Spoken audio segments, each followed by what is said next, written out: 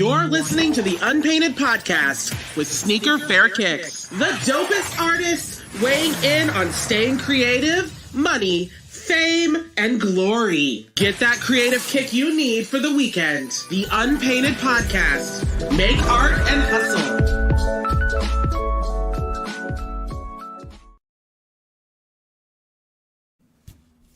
Yo. What's up? Thank you for stopping in. Appreciate y'all for rocking with the podcast so far. A&H fam, the A&H is for art and hustle. You are tuned in to the Unpainted podcast. Thank you for rocking with us so far. All the way up to episode 6. Let's go. Let's drop some bombs, drop some emojis, some fire emojis, some rockets. Let's get it. I'm jumping straight into it. Today, I got a special guest, one of my long-term partners back from the art days in college. Young boy, we going back to '07. Man, it's a good buddy of mine. He used to come downstairs and steal my Kool-Aid out of my refrigerator. And I had to trick him and think that I had water in there. It was clear Kool-Aid. But that's my homie, boy, through thick and thin. Let me introduce Mr. Jarell Wall. Give him a good hand clap, round of applause for my boy, Mr. Jarell Wall. You're telling too many real stories right now. That is absolutely true. That is absolutely true. You sit back, What's up? See my fat head real quick. Yo, man. I guess the first thing before anything starts, everybody needs to know how much I appreciate AJ, how much I appreciate your growth. Where you at now, bro? I'm honored. I shouldn't even be on here. I'm just a homie. I appreciate this, bro. I'm proud of you, man. Hell yeah. Hey, thank you, brother. Thank you. No, everybody's welcome. This is a space for creatives and creatives only. We are the art and hustle fam of the Unpainted podcast. Okay. So, short introductions. We met in Atlanta. We were, damn near roommates, but, he was like, bruh, man, from the fifth floor. He came downstairs to eat out our refrigerator. They ain't never had no fun And that's like that. and that's how I got introduced to him. Him stealing out my refrigerator and me not knowing who he was. So, brother, can you just give us a backdrop, man? Who is Jarell Wall? Where did we Jarell start? Wall is just honored right now. I can't even. It's hard for me to even start this right now. Just kind of seeing where it all came from, bro. I remember us just walking down Atlanta. You just teaching me art without even teaching me art. So again, I'm floored right now. But yeah, I'm Jarell Wall. I'm CEO and creative director of cannabis company in Colorado, Gentleman Quinn's Blunt Company. Used to be a television producer. Used to be a sound designer, surround sound designer, cinematographer, published photographer, done it all. But right now, my main thing is centering on cannabis out here. One of the few black business owners out here in cannabis in Colorado, and really just trying to show folks the creative sides of it, creative sides of advertising, and how there's immense need for more folks to be in the side of it. Bam. So, when did the creativity bug bite? Like, how did you even discover that you had a desire to do anything creative? Because when I met you, it sounded like you had it on lock. You was ready to be in audio, visual. What? Ready to be in audio and visual. I mean, you knew stuff about cameras and microphones and sound. I was like, bro, you a nerd. Like, what are you talking about? Like, Oh, man. but I knew you had it on Nah. lock. AJ was Yoda since day one, so don't even let him even puff y'all up real quick. I was a baby, but I'm from Gary, Indiana, and that was a big connection between me and AJ here. He's from Chicago, we in Atlanta. We basically were able to kind of glue together by just our general roots from a mile apart from each other and whatnot. So that was a really big Yep, thing, yep. especially being, in college and whatnot, a whole couple thousand miles away. That's where our connection starts. But I'm from Gary, Indiana. My creativity started really. A lot of my stuff starts from women.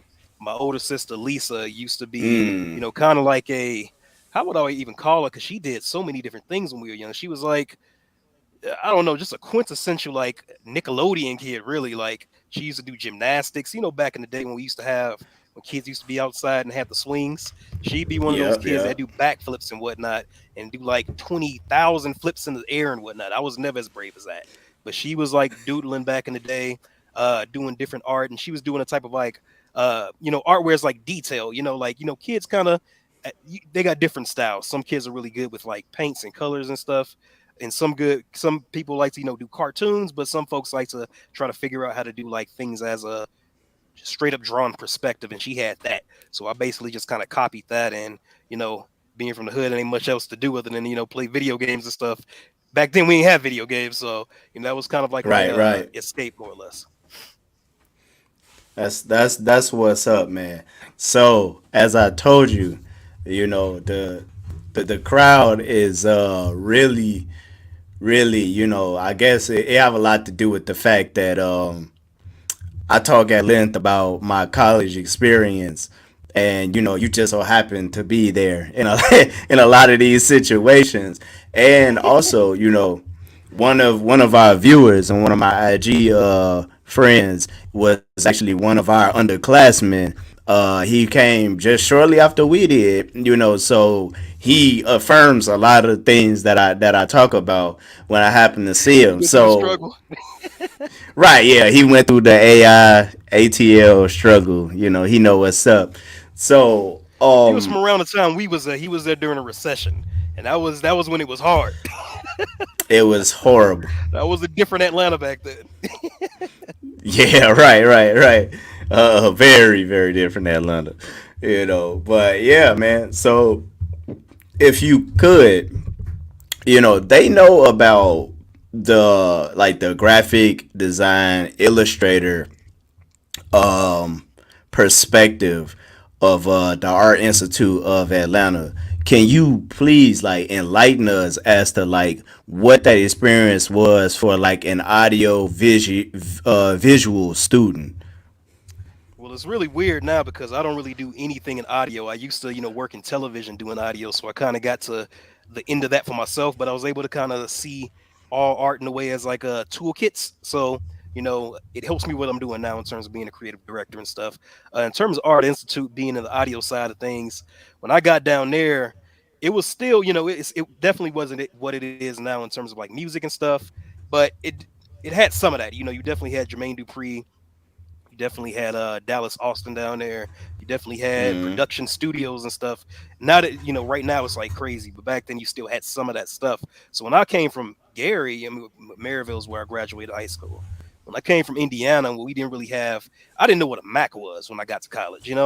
So I'm Damn. already there, like behind the eight ball. You know what I mean? Like I wasn't using computers like that other than in college and stuff. I was using Microsoft Paint. That was my first like software system for graphic design stuff. So when I got into the Wow. audio program in Art Institute, and there was folks that already worked in studios in high school, they already knew like all sorts of different things. So I was like, I was really intimidated.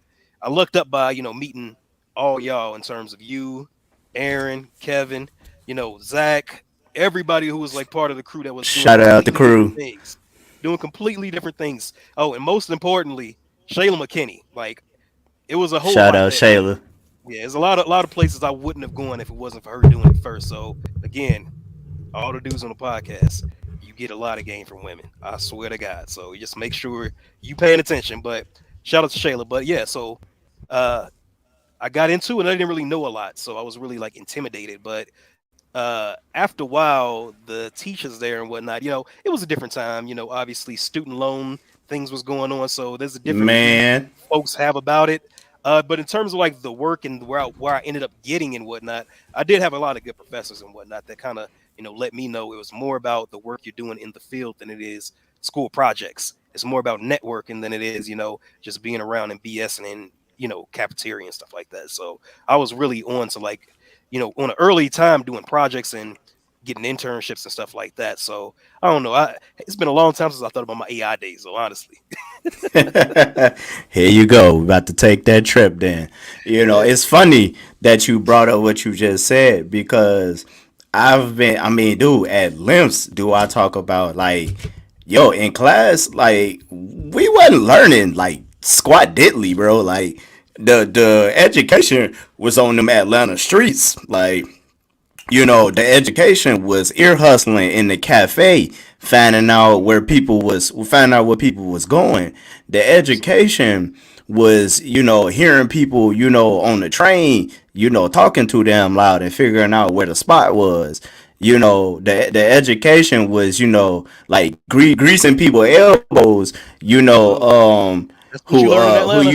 That's what you learn in who you Atlanta. meet on you grease elbows on the bus and learn, like, okay, if I tell you how to do something, you gonna tell me where I need to be, Oh, straight up. And these are those like these are those days where if you didn't have a car and you were just driving, you were in the MARTA, you were driving the bus, like you were really in the central sides of Atlanta and whatnot. So it was those rough days where it's like you gotta nobody had a car except Johnny, and we know what happened with that situation. So you know what I mean?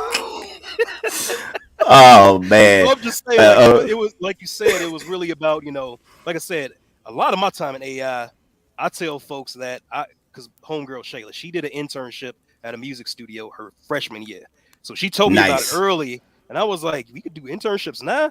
So I did 9 internships during college, and every teacher that I had, they just tell me if you're actually doing stuff that's based on what we're doing in class, I'll just give you the credit. Now, obviously, I did go to class and stuff, but I really was like trying to get in the industry. This was during a recession where if you tried to get like a job at Target, it was like 30 grown men with suits on trying to get that job. So it was Yeah, like I yeah. had a teacher who was had a professor, Miss Johnston, that told us like this is the best time for you guys to be in I college because remember her.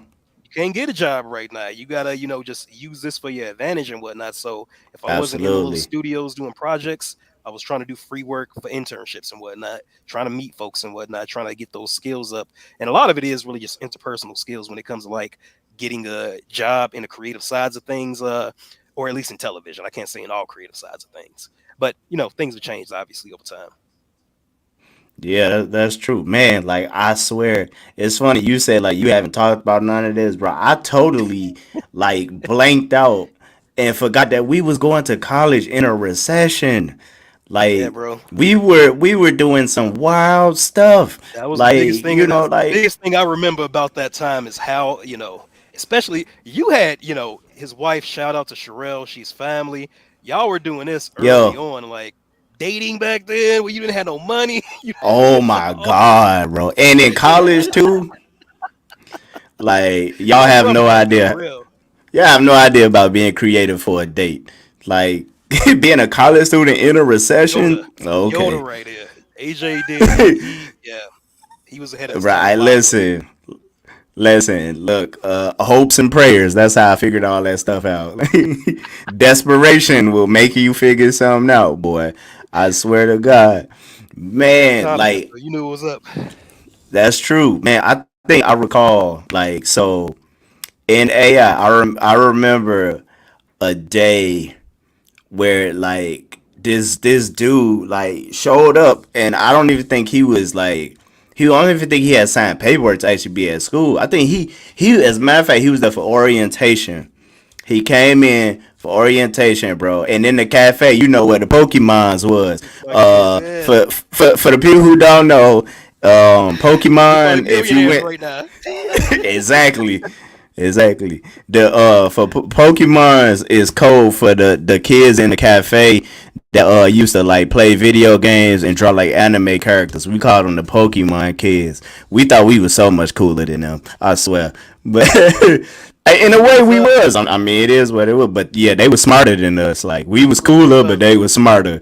Man, this dude came in and found the empty table, bro, and just poured like a portfolio all across the damn table. And I remember looking at that, being like, oh, man, we was probably at school maybe 3 months by that time. So we was like green still. Yeah. And I looked and I said, damn. Like, and I just watched that whole cafe just like turn into like a damn horseshoe, just like looking at all this stuff. Like this dude was like the big man on campus. He wasn't even a student yet. He was Wow. like, just there for orientation. Maybe even just, scouting the place out as they do. It was normal for them to invite prospects to the school to check it out, knowing full and hell well you was gonna sign up the same day. But that's what they do. They invite you out, let you see all this glitz and glamour, and then they get you to sign Bro, them I almost loans. went to there was a because back then, like now, every like community college, every university has like these type of like communication degrees that are like kind of more in depth now in terms of like Mm-hmm. audio, television, graphic design, photography. Back then, it wasn't a lot of schools doing those type unless you went to like a really expensive liberal arts spot in like the East Coast. But I went to when I was in Indiana, I was about to visit the spot in Wisconsin called the Madison Media Institute. I went down to Art Mm. Institute, and then I was about to visit Full Sail. My sister Lisa, who I said that got me Okay. into doing the drawing and stuff, she went to school. She went to a HBCU in Augusta, Georgia, called Payne Shout College. out. So she came and found Shout AI out. for me because it was really not a lot of opportunities in Indiana what I was trying to do. So she really like kind of hooked that whole thing up. Oh, a lot to it. That's what's up. Like I tell that story because like I've told it like lightly, and I tell people like that school was probably the first time like that I like seriously like humbled myself and realized that like in order for me to get through this and survive this, I cannot walk around this joint like the big fish. Like I cannot because it's too many people in here to compete with who like they just waiting with the ace in the hole in their back pocket like So you that's the think funny you thing though. you think you're That's doing something and watch me drop this on you and crush your whole ego. That's the funny thing though, because obviously, we knew like Johnny was an incredible photographer. We knew some really incredible artists at the time, Ridiculous. like that were like Yeah, really just starting out and stuff, like really like pushing that line to actually dive into themselves. Like it took me a really long time to get to like where I'm at now in terms of being comfortable with my art and stuff. But I was more competitive than I was like talented back then. And I noticed like in the audio definitely department, competitive. there were Definitely more like competitive. yeah, they were more like creative people, more like people that were really like technically sound than they were hustlers and whatnot. Like I remember like Mm-hmm. probably my second year or something like that. Like I went to a portfolio show, and that was kind of how graduations work. You had to like work on a portfolio your entire last year that showed all your disciplines, whatever degree you were getting. And you could go to the portfolio shows as an underclassman. They just be in whatever studios, they rent the whole building out, and you be able to just kind of see what the work is that would get you a graduation and stuff. So I did that super duper early, and I would just take photos because they'd have piles of resumes and stuff, because you would hope that you get some people with real jobs coming there to look at you, to hire you and Right. stuff. I'm not gonna hate on anybody at the school and stuff, but that never was the case. But I'd be able to go there, just take people's resumes and stuff, see where they're interned at. If they didn't intern, look at their portfolio and see exactly what it took and whatnot. And I saw that early, and I would practice that as opposed to freaking out about how I wasn't as skilled as I need to be. I was just I took that a step at a time, and then I would just continuously do portfolio shows and kind of see where these people were working at, if they were working at all. And it was very few people that actually were in the field working. And if somebody was in the field working, I'd see where that internship was. I'd give them a call, and then I'd eventually get that internship. I mean, but it wasn't as simple as that. You have to continue to call, because there could be folks at Georgia Tech or GSU or something like that competing with it. But Ah, them. I was really like on it all the time and stuff like that. Like, but that was a benefit of those portfolio shows to me, to see what work actually was expected, I guess. Yeah, man. Oh, they know about the portfolio. Or they know about the horrors of portfolio because I've spoken at length. And again, our shout out to Booby K, our underclassman, our fellow student. He told him the same thing. So what they know from me is that portfolio is the part where everybody at the art institute freaks out. Where you reach the point where Oh, I was super you cool with have it. where you have approached portfolio and they say, hey, there's some stuff you might want to consider, because I was telling them that it is oddly enough, people might think like that's like a right because you have worked, you completed these classes and stuff. Told them that at the art institute, portfolio is not a right but a privilege. You need to be approved to get into portfolio classes. Like you are not that is not owed to you because you paid to go to this school. That is You'll not be owed to paying. you You'll be paying until because you get you there. yeah. That is not owed to you until you graduate. You know, that is not owed to you because you completed all your classes. I told them, in Absolutely. fact, there may be a possibility that you will repeat a class because someone will say, this portfolio is not sharp enough for you to get in this class. You need to go back and take this class. And how many people have fallen off, have fallen to the side and just gave up because Absolutely. they didn't even get into portfolio because they were told you do not you do not meet the criteria and that you don't know who is going to be in that room.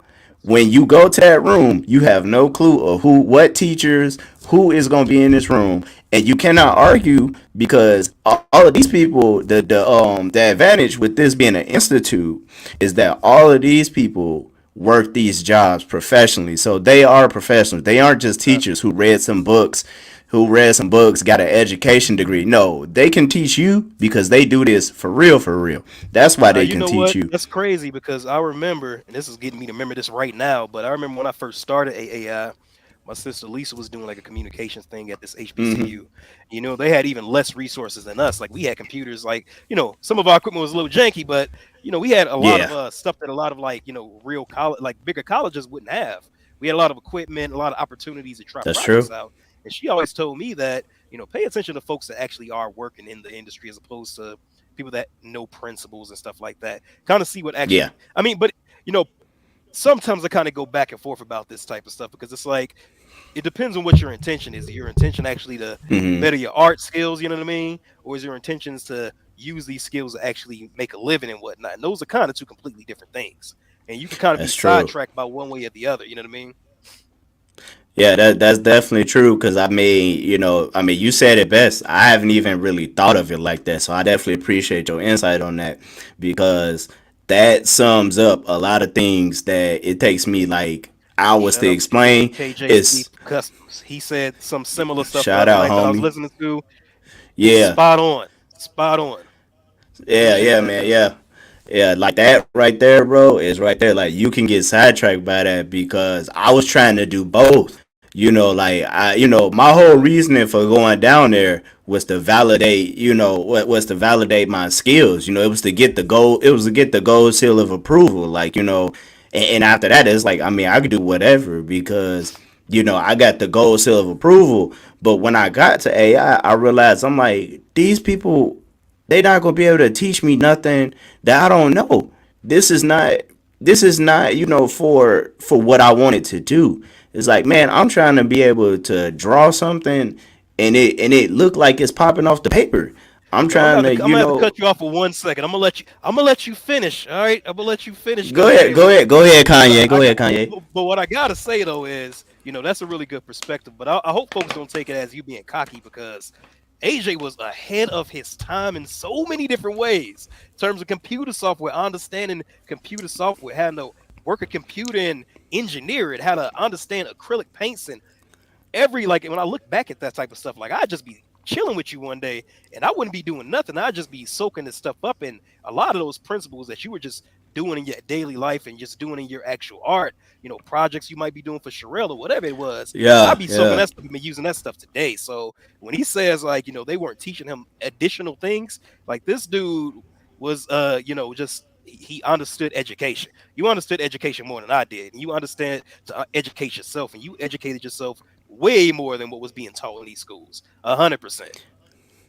Yeah, and that was something that honestly back then I just had no clue. That was just a habit, because honestly, it's probably because I had been getting private lessons since I was a kid. I like to say that I was a privileged kid from the hood. I was a privileged broke kid. My family was coming up with money that we should not have been using for art lessons, but that's what they was using it for. I always Appreciate your tell moms. people, Appreciate your fam, man. right, Hell yeah. right, yeah. That's it. Appreciate your people, man. You don't know what sacrifices they making I don't behind know. behind them scenes. I always tell Pay, people I pay found attention I to your found out parents. as an adult that my grandma was taking out loans for me to go to certain like professional things. Like I told you when we was in college, I had the privilege of going to the Art Institute of Chicago as a kid. My grandmother found a grant for me to go, and she applied for a grant for me to go. She took out loans for me to have private lessons, in the neighborhood from like one of the top artists around here. Shout out to your That grandma. lady ain't cheap, Legend. to get lessons from her. Shout out to You black know, women. Shout out. right.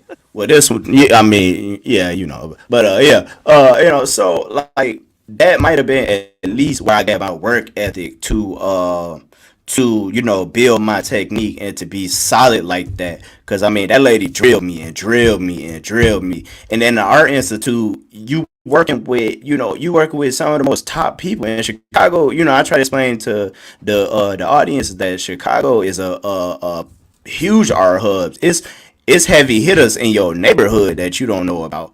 And it's a lot of unsigned hype, as far as art goes in this city. It's a city of 3 million people. It's a lot of unsigned hype out here. you Absolutely. know but that I guess that tuned my work ethic. So when I got there, I was like, yo, like I'm in a class doing color theory, dog. Like I would do all of those projects last minute because it's like, why would I spend, they gave me a week to do this. I could do this tonight. you Some know folks need like um 4 weeks to do it. bro, and some people was like getting bad grades. I'm like, how you get a bad grade on color theory? Straight up. You didn't take it. You don't know nothing for real. I think you picked the wrong major.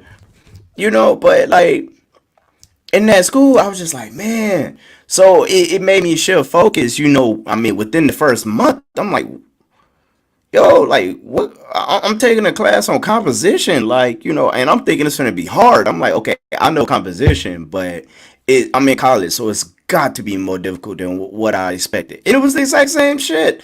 I was like, Absolutely. so I had to shift focus. I said, well, I gotta build my skills by myself because one thing I know is that when I hit portfolio, they're gonna be expecting much more out of me than what the fun than what gets you a passing grade in this class. They're gonna be expecting me to wow them. So I gotta build my skills.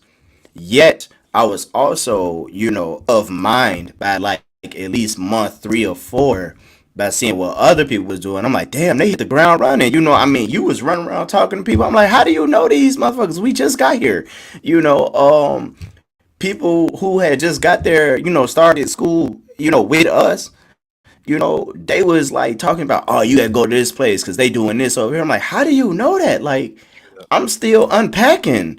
Like, what are you talking about? And it made me realize that, like, yo, I will not survive Atlanta.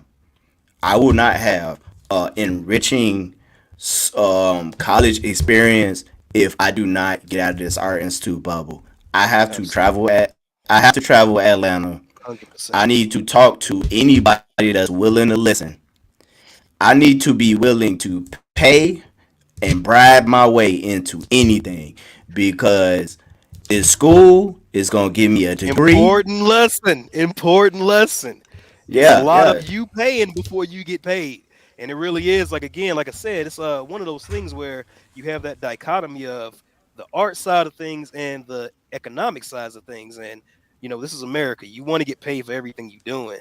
But to get absolutely. to get to where you want to go, a lot of the times it's that sacrifice. So, just kind of chill, do all the cheap jobs you got to do to actually get to that goal of, whatever it is. But it's like a lot of the times is either you paying to get somewhere, you spending extra time, you doing a bunch of free work. But this is when you're young. I mean, I can't really say as somebody that's like more of an adult that has like these Yeah, dreams and they want to get into it. But as a kid, when I ain't have a lot of responsibilities and whatnot, I lucked up by having somebody like you there that was just showing that way, like, hey, just do it, get it done, as opposed to just all right, I got to get paid for this when your skills aren't even up there to get paid. You know what I mean? just put it out, push the content, man. Yeah, and I mean, even like, so I remember one day, and I know you got stories like this. I was kicking it with one of my photography homies. Um, Shout out to Brandon Gibson. I was kicking it with him, bro, and we was in a parking lot for like 6 hours in the middle of the night because he had dropped off one of his homies who was what was she going to school for when we was there? Might have been fashion. I don't remember. But you know all the fashion girls had ulterior motives. But you know, bro, we was in a parking lot in the middle of the Shout out night. to Lindre. That's family right there. Yeah, shout out to Lynn Dre. Shout out Dre. Bro, we was in this parking lot for 6 hours because this girl wanted to go to like a Montel, like she wanted to be in this Montel George video. Who knew that dude was making music still, bro? In '07? What? You know, like, And John B down there too. bro, what? You know, bro, was we was in this parking lot for 6 hours, bro, and this was literally so that we could do like a couple photos because I'm like, bro, like if I can get a couple decent like headshots, a couple like decent like photos, I could use these, for my internships, and I can edit these out to show like what I'm capable of. Time I'm nice with the computer and I'm nice with the creativity, bro. I spent 6 hours of my day. I was exhausted, Before dead, social media, and before social media, where you bro, could just put before stuff social out, media, bro, before you had a decent camera phone, I had to bro. depend on. I had to depend on somebody who had a camera, a photography thing, and I And that's the had to crazy thing basically about back then. stay with that man overnight. I was in his car overnight so that we can take these pictures. That's the crazy Like thing you, about you back then talking is it's like about interdisciplinary art is like such a ubiquitous thing now. Back then, you had to do one thing, absolutely especially when I was in audio. It was like either you're an engineer, you ain't doing A, B, or C. I wanted to be a sound designer, which I eventually came. Like it really wasn't like you did one thing. If you were in audio, you did the boom mic. You didn't do no camera stuff. You were like you didn't do any editing. When you like were in art and whatnot, photographers did their job. The graphic designers did their job. It was no interdisciplinary like principles at all. You know what I mean? And now that's all it is. Everybody gets to do everything now. Some people ain't great at everything, but it's cool to kind of see right. it's a lot more easier for folks to kind of understand. Art is like everything is art. It's all kind of the same thing. It's all the same principle. It's Mm-hmm. all the same technique sometimes. And it took me a long time to understand that. Yeah, and that's kind of where I was when I was down there because I was trying to polish out my wheelhouse. Because shortly before graduating high school, I changed my idea on how I was going to major. I realized that I needed to double major in order to do what I wanted to do. To have the education that I felt I needed to do what I felt was in my future, I needed to double major. So I couldn't afford just to have one degree of skills. So I went in a double major in graphic design and art and illustration because I said, okay, so drawing, art illustration, drawing, painting, and all that is going to carry me my entire life. But this world is going digital. At that point, there was a boom. There was a Yeah, boom in graphic and needing for graphic designers because t-shirts was exploding. Like back in the day, t-shirts was all right. Really wasn't what it is now, where everybody had their own brand and their own t-shirts. But I knew that was coming. I said, man, I'm seeing it. Like you go in Walmart and you get a graphic tee. You can get all these UFC affliction kind of shirts and all that kind of stuff. And I was just like, yo, that's the future. Like being able to do something like that in like a matter of minutes, that's where it's gonna be. And if I look at what I'm seeing like you was way ahead of crazy me. ass. I'm seeing You was crazy ass lightspeed. art. I'm seeing crazy art on like shirts, shoes, Absolutely, like the pants, phone cases, book bags. I'm like, I need those digital skills because absolutely. my my artwork, my survival in art, at least at this point in time, in my thoughts, my survival in art is going to depend on me developing digital skills. Half Life Kicks TV. That's KCJ right there. What's up, we see you on YouTube, brother. Yo, appreciate that Um, episode. You dropped some knowledge there, bro. Appreciate that for man, real. Great episode. that yeah, I like this one of my favorite ones too. That just that recollection, it changed the whole reason I was going to school. Is like I got to get these digital skills. Absolutely. And what I realized too, though, when I was down there, was like, although I have these thoughts and I got a bit of foresight on what's getting ready to pop off, I'm behind on how to do so. Like, my level of Photoshop understanding was like simple, really, really elementary. How to manipulate my computer. I learned that from the Pokemons. Shout out to the Pokemons, pulling, like pulling certain programs off your Absolutely. computer so that you can optimize it. Like literally, That like early. people talk about like jailbreaking phones. I learned how to jailbreak a computer so that it would perform better. It's like taking the governor out of your car. It's like taking certain parts out of your computer that you This is really back in them don't days you need. had to have an eye lock to get any software. So they basically, Yeah, they made it impossible for you to use a Photoshop or Premiere. You had to use one at a time. They were like $700. You had to have my the God. stupid little dongle that everybody loses. Yeah, yeah. That or Yeah, you need to know absolutely. somebody, shout out to the Pokemons again who taught me how to hack software so that I can get it for free. Hey, before you say anything crazy, I was a college student, I was broke. We went to college in a recession. Absolutely. If I You could went get into it the for free, heat of the if I get it recession. for free, bro, if I could get it for free, it was hardly a price I was not willing to pay. Absolutely. Like and which is crazy, it's like we was risking jail time to graduate college. That's right. Like, y'all can understand what that means. Like, I mean, like, I remember when you was like, "Yo, was it Fruit Loop 7 at that point?"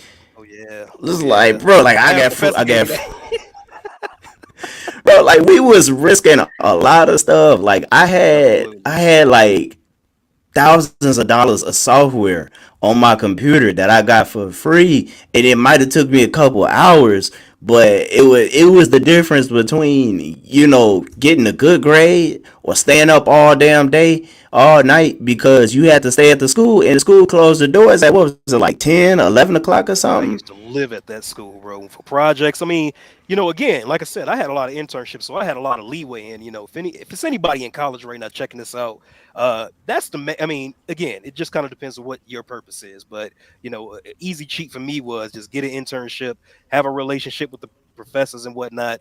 And then, from there, I'd either be at the school in A the evenings and whatnot, relationship. always working, or be at that internship in that studio, always working. Because, by and large, there is competition everywhere, but you got to look at things as what is it that somebody else could be doing over you at the moment. You know what I mean? And then That's true. conform yourself to that, because I was always like in a recession.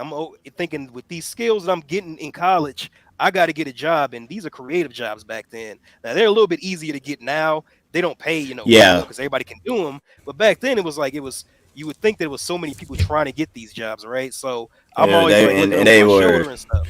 And and again, they were scarce too. it was scarce, but by and large, there's a lot of more folks that didn't take that extra step and what because they didn't think they had to, or they thought that it was like Right. something laid out for them. If I do these steps, I know I'm gonna get this, and a lot of the times it wasn't that. So I leapfrogged a lot of people getting to where I'm at now, especially in cannabis, by just taking that extra step and just betting on yourself and just doing the extra work. And a lot of the times I have a social life. A lot of the times I'm just doing the work and whatnot. So again, it's a trade off for Yeah. sure. So this ain't Yeah. a hundred Yeah. percent for everybody. Yeah, absolute, bro. Like that's a big one right there. I mean, you just said two key things. Damn, I forgot one of them already because I'm stuck on one. That's So the please important refresh one. me. Right, bro. That social life, what? Like, not no social life, bro. Like, I promise you, I was so easy to find in college. I was one of three places.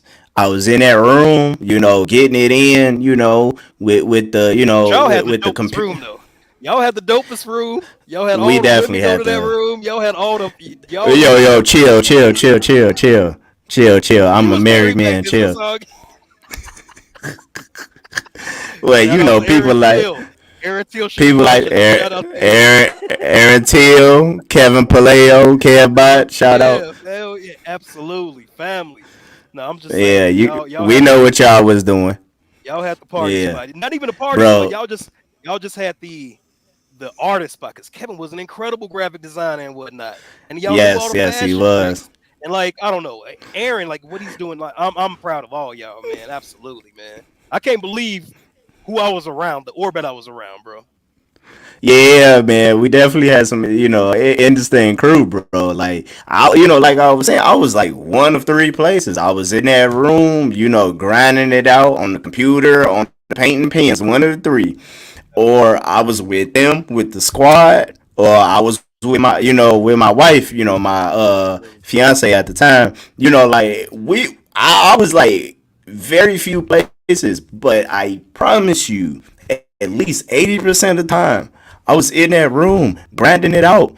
That's what I was doing, and part of that too was like, I mean, it was not uncommon, like he said, like for our spot to be just like have guests, visitors. I mean, like people like, and it was weird because I don't know what we did to wind up in the situation. It had to just been like referrals from people. What's up, bro? It had just been referrals from people because people come knocking, bro. Straight up, straight up. Hey, I heard this. I heard there's somebody in here, that could help me do this project. You're like, what? Who told you that? Who Anthony, told you you that? didn't answer the door. Oh yeah, you know how I was, bro. I was my room was right by the door, me and Kev's, but usually Kev would ignore the door. So I would answer the door, and they used to treat me like the guard dog. Like they know that I'm finna, like, if it's somebody at that door that I don't know, like I'm just either not gonna answer it or I'm gonna open it, and when I recognize I don't know you, I'm just gonna slam it. Like I'm not gonna even, I'm gonna be at the door like, yo, I don't know you, like who you here to see, what's up? And I can't help it, bro. It's the Chicago in me is like, yo, who the hell is this? You know, hell, it's some big hit girl at the door. Y'all, one of y'all know her? Like, yeah, I mean, I was ruthless, bro.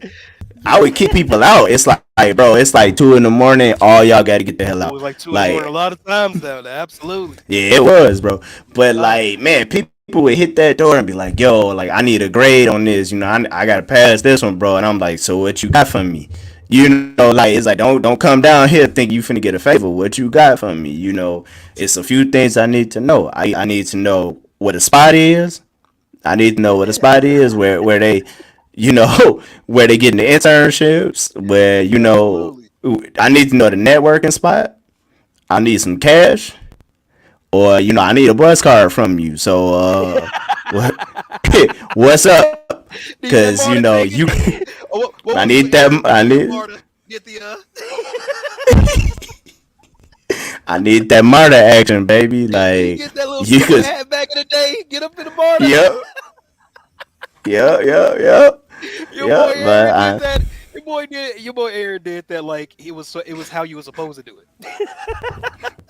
right, bruh. We used to be crazy with it, but it's like you gonna get an A. Like you messing with me, so I need something worth a A. Like don't get it twisted. And I know for me, that's how I got a lot of information because people would come down and be like, "Yo, like I'm an audio student, but I got to take this color theory class." You know, uh, and I heard you was the guy, and it's like, well, yeah, I am the guy, but what you got for me? And so that's how I would squeeze people for information. Or like I wouldn't say like Denzel on Training Day because he was a wild boy, but I would squeeze a lot of people for information. Like I would hear people, like walking through the hallways or sitting in a cafe, like eating or something like that, and I would hear people talking, and I would just roll up to their table, like, "Yo, what you talking about?" You know. I heard you say something about a spot, downtown. Yeah. Tell me about it. And that's how I would be with people, And that's the funny and thing. I mean, Chicago's kind of like this too, but Atlanta's really like that. Like, now it's like it's high rises everywhere. Back in the day, it really Yeah, was like a need to know type situation, and there was a lot going yeah, on, but you just kind of had to be in that need to know type situation. yeah. It was like underground, real underground. Chicago's definitely like that now, but y'all got all sorts of posh stuff going on there. So Yeah, you can worm your way into it if you know how. Atlanta's like Atlanta's like need to know basis. Like absolutely, you're just not gonna stroll up because that in Atlanta, a lot of times it's stuff that you could get into off a referral. Which is funny because Booby, our underclassmen, we was talking about it and like how we used to be able to get into places just off the strength of having our IDs on us.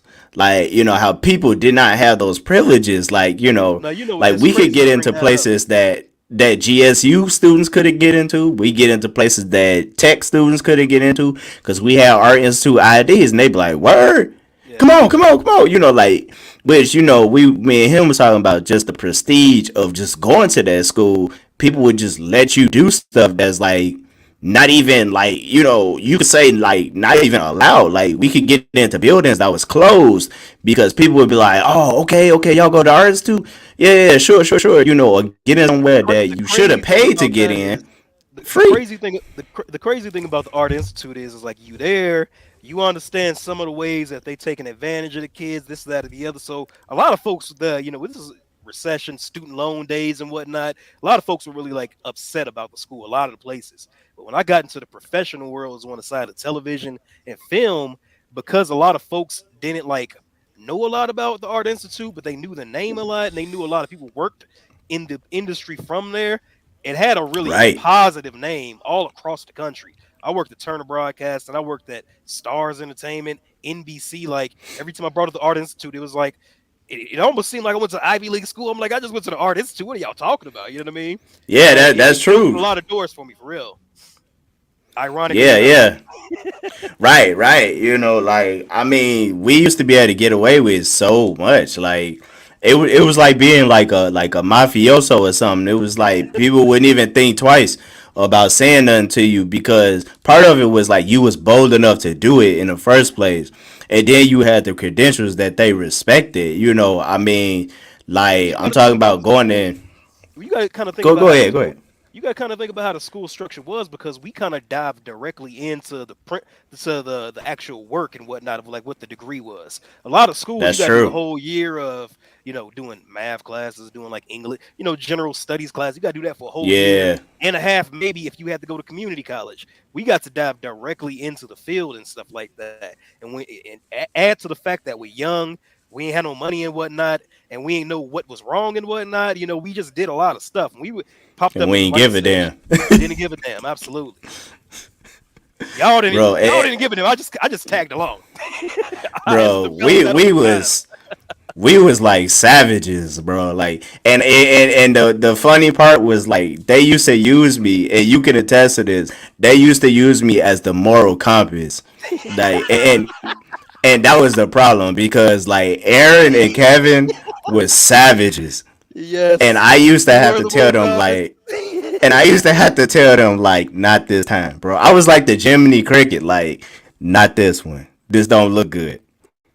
This one not gonna work Oh, out. bro, you bringing me back. I ain't think about this stuff in so Like, long. That's so like, funny, and bro, it's so to true. the That's to the so point funny. where they would only bring me because they like, and they would tell me it's like, bro, we asked you to come because I'm like, yo, why am I going? Like, what? This don't have nothing to do with me. I am not interested. And it was like, we only brought you because we know you gonna make the right choice. Like, you know how many times I had that conversation? They would be like, yo, we have to bring you because like we know that you will make the right choice. And I'm like, yo, I hate y'all Everybody so has a much. Like, role. That was the AJ role for real. That's still oh your my role. I god. bet. Oh, yeah, kinda, yeah, it is. In a lot of circles, it's like I don't want to make decisions for people, bro. But I mean, Exactly. it's where I'm at. But man, like, but the funniest part now that I think about it was like when I would say I don't give a damn, the squad was on demon time, and it was bad. It was bad. Like if I said, yo, I do not care. We came here for one thing and we are getting that thing. I do not care what we got to do. Like, This is our and podcast. We ain't maybe gotta get into none of that. bro. Like, bro, it is. But you know what I'm saying? Like, me and Aaron. You want to talk about a recession? There was a point in time where me and Aaron did not have MARTA passes, and we couldn't get them because it was always a homie that was running around buying them all up and selling them for the low. We couldn't even find dude. Aaron had to connect, and that's who we used to get our passes from. But maybe dude Yeah, I stopped didn't even going to know. Guess school or I could use something. that back then.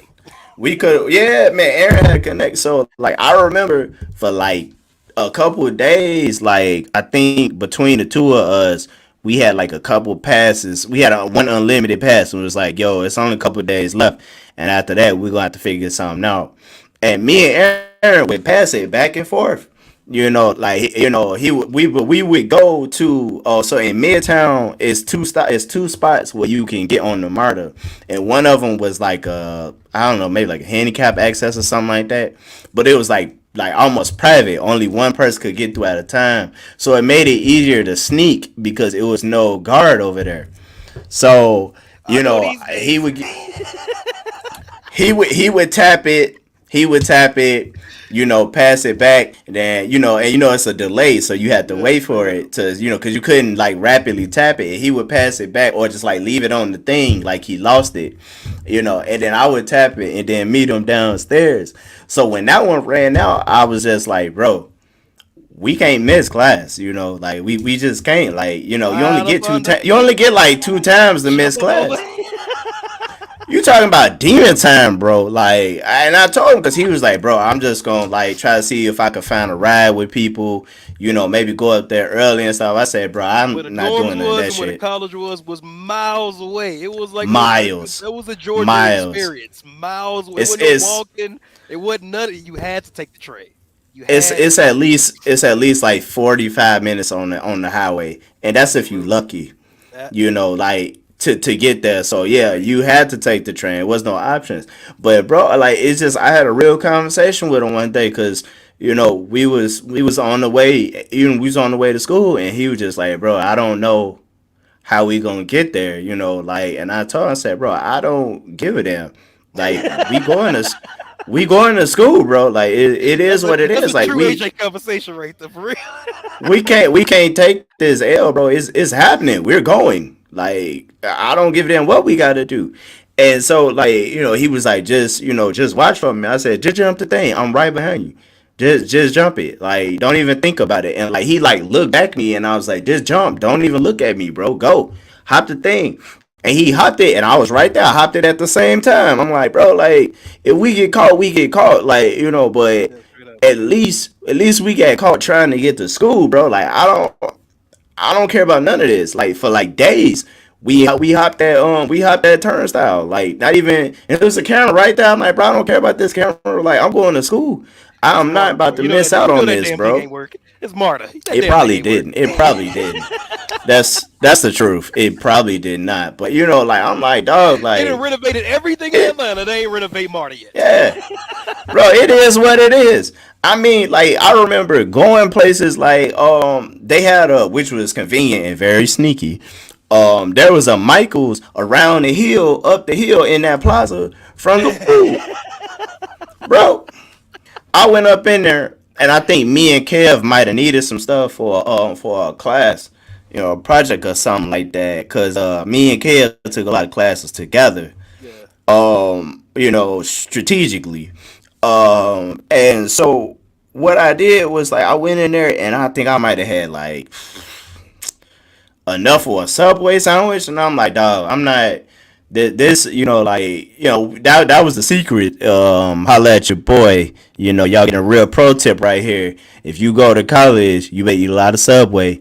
Cause you get that. Listen, you're gonna be a little hungry, but you got 2 6 inches. You buy a foot long, and you got 2 6 inches. That's your lunch Yo, and your dinner. I Don't don't know how play. college is for So, kids nowadays, but I remember the first day I went to AI. My uncle Lincoln, he drove me down there, and he was like, he's from Detroit, so he drove me to okay, Indiana.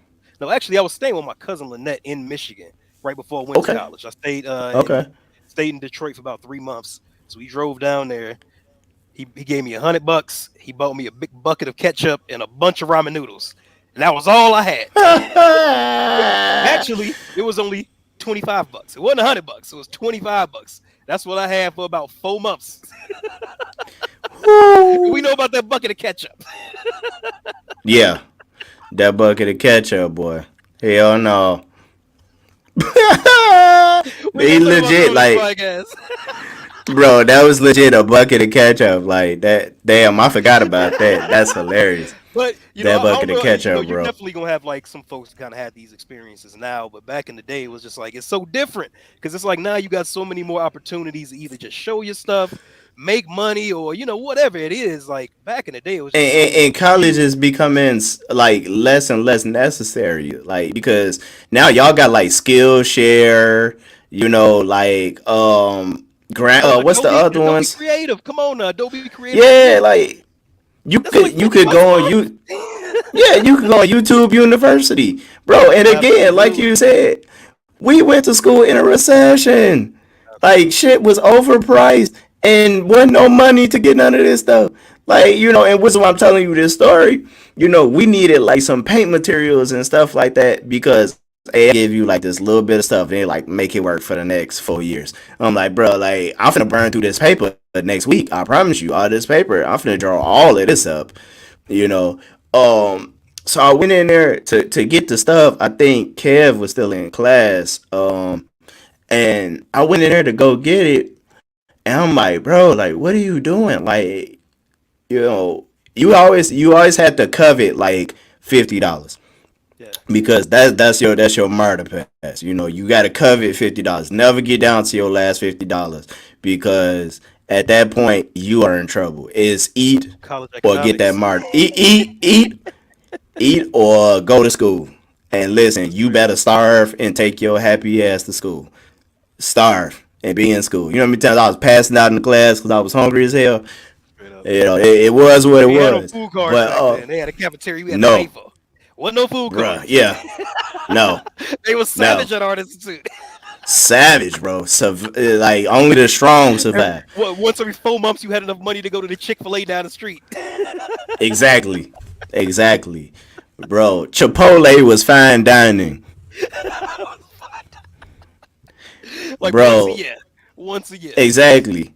Bro, I went in at Michael's and I always it's a habit I still do to this day. Because I was in college, that's why I do this. Before I buy something, I always look at my bank account to give me a realistic perspective of what I'm getting ready to do.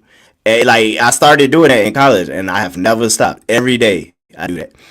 And bro, I went in there and I realized what I had. So I got enough and I got enough coming up for my bus card. My family, randomly send me like $100, like just randomly. I'd be like every 2 weeks, every 3 weeks, just randomly. But it usually does not land where I need it if I make a mistake in my budgeting. So, I had an Aunt Sandra that did that. Shout out to my late Aunt Sandra. She did that for me. shout out, I bet a lot of folks shout in my out. family don't even know that. She hooked me up back in the day a few times when it got I bad. remember that name. I remember that name. I What? This sure my remember sister that Lisa name. right here. I didn't know about EBT back in the day. I didn't know about it. None of us did. We didn't know what that was. I mean, and we wouldn't have been able to get it either. We wouldn't have been able to get it. But bro, I was in that Michaels, bro, and I said, I'm not gonna play myself like this for this school. I stole all of that shit. I didn't even think twice. It was like, yeah, right. Like, like you think I'm finna sit in here? You think I'm finna starve or not be able to go to class? I'm risking it all being in Atlanta trying to do this. Absolutely. I wish I It was a lot would. of times being in Atlanta, Man, even after school, it felt like just being there, listen. risking it all. Right in the middle of that store, and I said, "Man, if they catch me, they catch me." I took that stuff right off that shelf, boom, right into the bag, and I think I bought a candy bar or something when I was in there, a candy bar and a pop, which they should have knew is like this fool stealing. He came in Michael's to buy candy, yeah, okay, but man, I walked right up out of there. I wasn't sweating or nothing. I came back and was like, "Yo, Kev, we good, we good." Shout And out and I and Kev I Vallejo. Shout Bruh, out and family. and our homie Kev is from New Orleans. The NO, he ain't asking me no questions. He know what's up. Me and Kev was on the same page all the time. We knew what was up. It's No like, better person to learn New okay, Orleans than Kevin. Kevin to hook you the fuck up. Shout I out to bet. Kevin. Shout out to Kev. I bet, bro. Like I'm telling y'all, like they looked at me as the rational person, but when I was on like demon time, bro, it was bad. It was bad. It was just like even sometimes to the point where they would be like, "Yo, bro, like and I'm like, I don't care. Whatever it takes, I will say we are though, going to make it." it's ironic to think about AI because again, a lot of the times I don't even think about college sometimes because I'm so far away from y'all. Aaron live all the way in Right. Carolina, you in Chicago, I'm in Colorado and whatnot. Kev in Atlanta, at New Orleans, I believe. But it's funny Yeah, to back think because it's home. like a lot of my personal development as an adult came by folks we either went to college with or adjacently was in the school around the same time. Like person who Yeah. kind of got me into cannabis out here, Jessica Mallory. Shout out the Okay. family too. Jessica and Chris Yeah. Yeah. Mallory, they got me into the industry, and I knew them from I knew Jessica through Zach from AI. So it was a lot Yeah. of like Yeah. ironic little movements that came from that place. So I go back and forth with it because obviously I got a lot of really good experiences, and the student loan thing is an issue. You know what I mean? Like that's always something in the back of my mind about the experience there. But some of the benefits I got from that place and some of the folks that I met. I met some of the most genuine folks from Atlanta, straight up. Yeah, man. I always like to tell people is that it's probably the most expensive lesson I've ever had. I had But cannabis lessons. Those are expensive lessons. I'm Cannabis I'm lessons are the most sure expensive lessons. I am sure. But like them artists who had Atlanta lessons, bro, I'm still paying for them. But at the same time, it taught me a lot because I mean, I'm sure all colleges are like this, but as a creative, yeah, shout out to Lenny. As a creative, we don't have that many opportunities and avenues that some other colleges have because what we do is so unique and so specialized that other people think it's a dog eat dog world and what they do for a living. Try doing something creative for a living. When somebody who does not have an education can come right behind you, especially in today's time, it come right behind you and eclipse you. Just like, yeah, you are outdated model, easily like that. Well, You just think know, about the process of us coming from a more analog world, even though obviously we learned on computers and stuff like that. But compared to where it is now, it's almost like being from a dinosaur age to, the space age. I remember back in the day yeah, when we were in college, we were talking about folks were debating if vinyl and CDs were going to be overtaken by MP3s. That yeah, sounds I remember that ridiculous too. nowadays. You know what I mean? That's the most Yeah, ridiculous thing. People are like, you always gonna be able to use control boards and whatnot to record and make music and what you always gonna need them.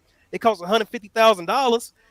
Look at where we at now. You could do anything on your phone now on a tablet. Like it's it's crazy to think. So your point of just people coming behind you, you feeling like and that's the kind of thing when it comes to like the corporate side of like creativity that just bothered me a good bit because you really do have younger folks that can do a lot less. And if they had the mentality I did, where it was like I'm gonna just get it how I gotta get it, I'm gonna get it, I'm gonna be where I gotta be for free. I'm gonna pay for it myself and they got more skills than I had from back then, they're going to shoot forward and whatnot. So, shout out to nowadays kids, opportunities and stuff. But, it's crazy to just think about that. yeah, man. I mean, even to the point where like we had to do like things to combat that kind of stuff because being children in the 90s, like we were like privileged, Yeah. to like adapt with the times because the times were changing as we were getting older, so it was natural for us. Yeah. And when we got to college, it was the same thing. I mean, like, 3 months like things would be different and you had to adapt to that. Like you might have taken a class 3 months later, that class was like it was 2.0, and you had to somehow know what them kids who just came in just learned. You got to know it somehow, and you got to compete against them. And I mean, we would have to do all kind of stuff like stay up later, get where like get where they was trying to go before they got there. Like Yeah. you have to play up on the fact that you have experience.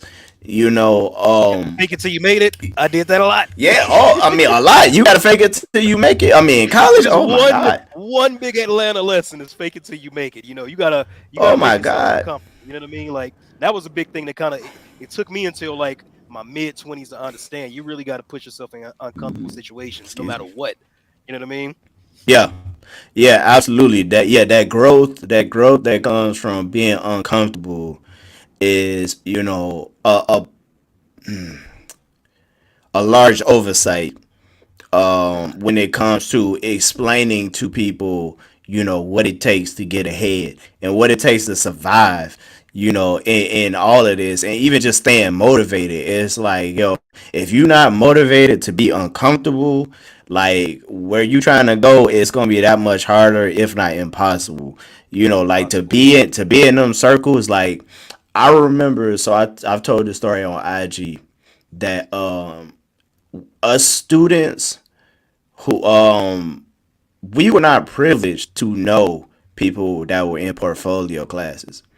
We really didn't get to see them. Like they was like Hollywood elite. Like like if you didn't catch them coming through the door somehow, which it seemed like they came through a secret door, or you wasn't related to them or something like that, you didn't know when they were at school, Yep. what rooms they was in. You remember the rooms that was blacked out. They had like the blacked out windows and stuff. They was in Yes. those rooms, and all you could see was silhouettes, and and all we would hear was rumors about what was going on in those classes, and nothing good we was hearing. And so like it was that pressure of knowing like, yo, like I'm not in that room. I don't know what's going on, so I don't even know what to prep for. I remember the only portfolio student that I met, and it's because he was coming down the hallway into the cafe, and he just like collapsed on the table, just dropped, and all his stuff that he had in his arm, his books, portfolio, all that just spilled out all over the floor. And I'm like, yo, and so like I just like went to like help him, get his stuff because he looked like he fell, and I'm like, is he sick? What's going on? And I'm picking up all this stuff, and I could hear him sobbing. And I'm like, yo, like, we in college, all stuff happened. People lose their family. We Absolutely. knew people who lost their family. We knew people who like they ran on hard times like almost immediately as they got there and had to go home. All Straight kind of up. stuff was happening. You Absolutely. know, bro, like people would drop like flies. It was here today, gone tomorrow. It's like it was almost pointless to know people names because you might not see them tomorrow. That's how crazy it was. Which, again, put the pressure on you and was like, yo, adapt or die because, this dude that you've been talking to for the last like 2 weeks might not even be here tomorrow. And that's a sign that you need But to that's the stay on crazy your thing about game. like that's the crazy thing about the portfolio thing to me because like I said, I started doing internships really early and I started to realize for the jobs that I wanted to get in the creative field that I was in, they weren't even Mm-hmm. sort of teaching some of the stuff that I was learning in these internships. And a That's lot of the true. folks I went to a internship seminar one time, and it was like a dude that was like a director or something like that, and he was talking to us. It was me, the homie Lenny back in the day, and it was a bunch of Shout older out. folks who were like kind of older college students and whatnot. And dude like he told me and Lenny, he was like, he was like looking at us. He was like, "What do y'all want to do?" And we were like, "We want to get these jobs to do creative things and stuff." And he was like, "Well, it's just gonna be you two right here because we were like in the early 20s. Y'all are the only ones that are gonna Yeah. be able to take the trial to try to do it because you guys ain't got responsibilities. I know you're not gonna BS. These other folks they Right, stay right. late. They got so many responsibilities. Y'all ain't gonna be able to do it." And that was like it hit me because I was like, that's some real stuff to say to their face. You know what I mean? But for me, it Man, was like them people I've had had no filter. back, yeah, in this industry they don't. But it really was like I've had a lot of experiences like that where uh, you listen to older folks in these industries and whatnot, and kind of get your direction. You really just get your information from older folks because they've been through it a lot. But it was Real kind of one of talk. those situations where it was like letting me know, like, you have the opportunity right now to go off, try a bunch of different things, get these free jobs and stuff like that, and build your own portfolio independent of the school. And then when they got for me to be in portfolio, like my portfolio was done like a year beforehand. I was like super duper calm. And I ended up getting my job in television like before I graduated, just because I had like so many internships and whatnot, and I met so many Yeah, a lot folks of in people those did that networks. stuff too. Yeah, That was straight up. not uncommon at that school. To like, I mean, I don't know how many you knew, but I knew people It who was dropped not out though. because they got I knew a lot of people that dropped out because they got the job before they graduated, and it was like, what's the Yeah, point? I knew yeah, a lot of them who did that. But like talking about that, like you were saying, like people not making it and like getting that information from like in this, like inside people in the industry and stuff like that. Man, like I said earlier in the podcast, we had teachers who was in the industry. That was an advantage of going to that school. These people had normal jobs and was like, teaching. I don't need this. Like I really don't. Like I'm trying to groom the next generation. That's what most of our teachers was about. Was like I'm grooming the next generation. Like I don't need to be here. I had a teacher in what class was that? Oh man, it was a graphic design. It was a graphic design course. One of the required courses. I can't remember what it was called, but I remember first day that lady came in, little bitty old lady with big old blonde hair, and she just started writing on the board. She didn't say good morning. She didn't even introduce herself. She didn't throw a syllabus on the table. She didn't take attendance, nothing. Walked right in, and just started writing on the board like do do do do do do do. The door was wide open. She didn't close the door. The door was wide open. She was just scribbling all across the board. She wrote her name. She wrote what the class was. She sat down right at the our classroom was more like it was built like a boardroom. It was like two long tables like just yeah, straight straight down. up. She sat right at the front of that table, and I remember my dumb self. I sat in the first seat because I was being lazy. Everybody else sat like further back. You know how cool kids always try to sit towards the back of the class. My dumb self sat in the first seat right next to her, not even paying attention. I'm like, yo, what did you Always do sit in the that first for? seat. Always sit up front, students. Yeah, sit up Always do front. it. It's smart to do it, but like back then, being young and naive, I was like, damn, bro, why did you sit right next to her? She gonna be on your ass the whole semester. And the first thing she said, yo, I'm gonna tell you like this. I've been in this industry like 40 years. 40 years I've been in this industry. I don't work here, I don't work there. She went down to who's who. And she was like, what I'm about to tell you right now is something that, I don't even know how the school feel about what I'm finna tell you. Um, some of y'all not gonna graduate my class. Some of y'all not gonna pass this class. Just like that. So I'm not gonna pass this class. And it's because I'm gonna be hard on you. I'm gonna be hard on you because this industry, that's how this industry is. And they're not gonna make excuses for you. I had a typography teacher who said the exact same thing, and They he could was not be harder on the brutal, students than what bro. the industry was going to be. They could have been He harder. was brutal. Yeah, that's They true. were light on them compared to what the That's real world true, is. bro. But the most significant thing she said, which sticks with me to this day, where she was like, yo, key to surviving my class is this book. And she picked up this book right here. She said, if you do not have this book, you are not graduating this class. It's called the Dewey Color Coordinator. Now, I don't even know if this book is even in Exactly. print no more, Remember, you with that bro. book everywhere. Everywhere. Because that lady told me, she was like, you not going to graduate this class without it. Like, it's no way in hell. And the thing was like, she was like, it ain't in the bookstore. And she was like, it ain't in the bookstore. And I think she said that you can't find it in no like in the regular bookstore. She was like, y'all gonna have to scrounge online. You're gonna have to figure out what you gotta do. But you're not graduating this class without this book. Plain and simple. And, So and pretty this. much No, you pretty go ahead. much My bad. she handed it's all good. She handed us the syllabus. She started talking about the class. And after that she was like, I mean, kind of like the rest of the day is yours. The first day, she was like basically like I'm just, I'm just, gonna chop it down right here. Like I'm not even, I'm just keeping it real with you. And this, like I just wanted to let y'all know that, this the real deal, with this class. She gave us the rest of the day. She's like, you ain't even gotta stay in this room if you don't want to. Like she probably took maybe an hour of our time. An hour, maybe, and probably less. And most of the time was talking about how you wasn't gonna make it if you ain't had this book.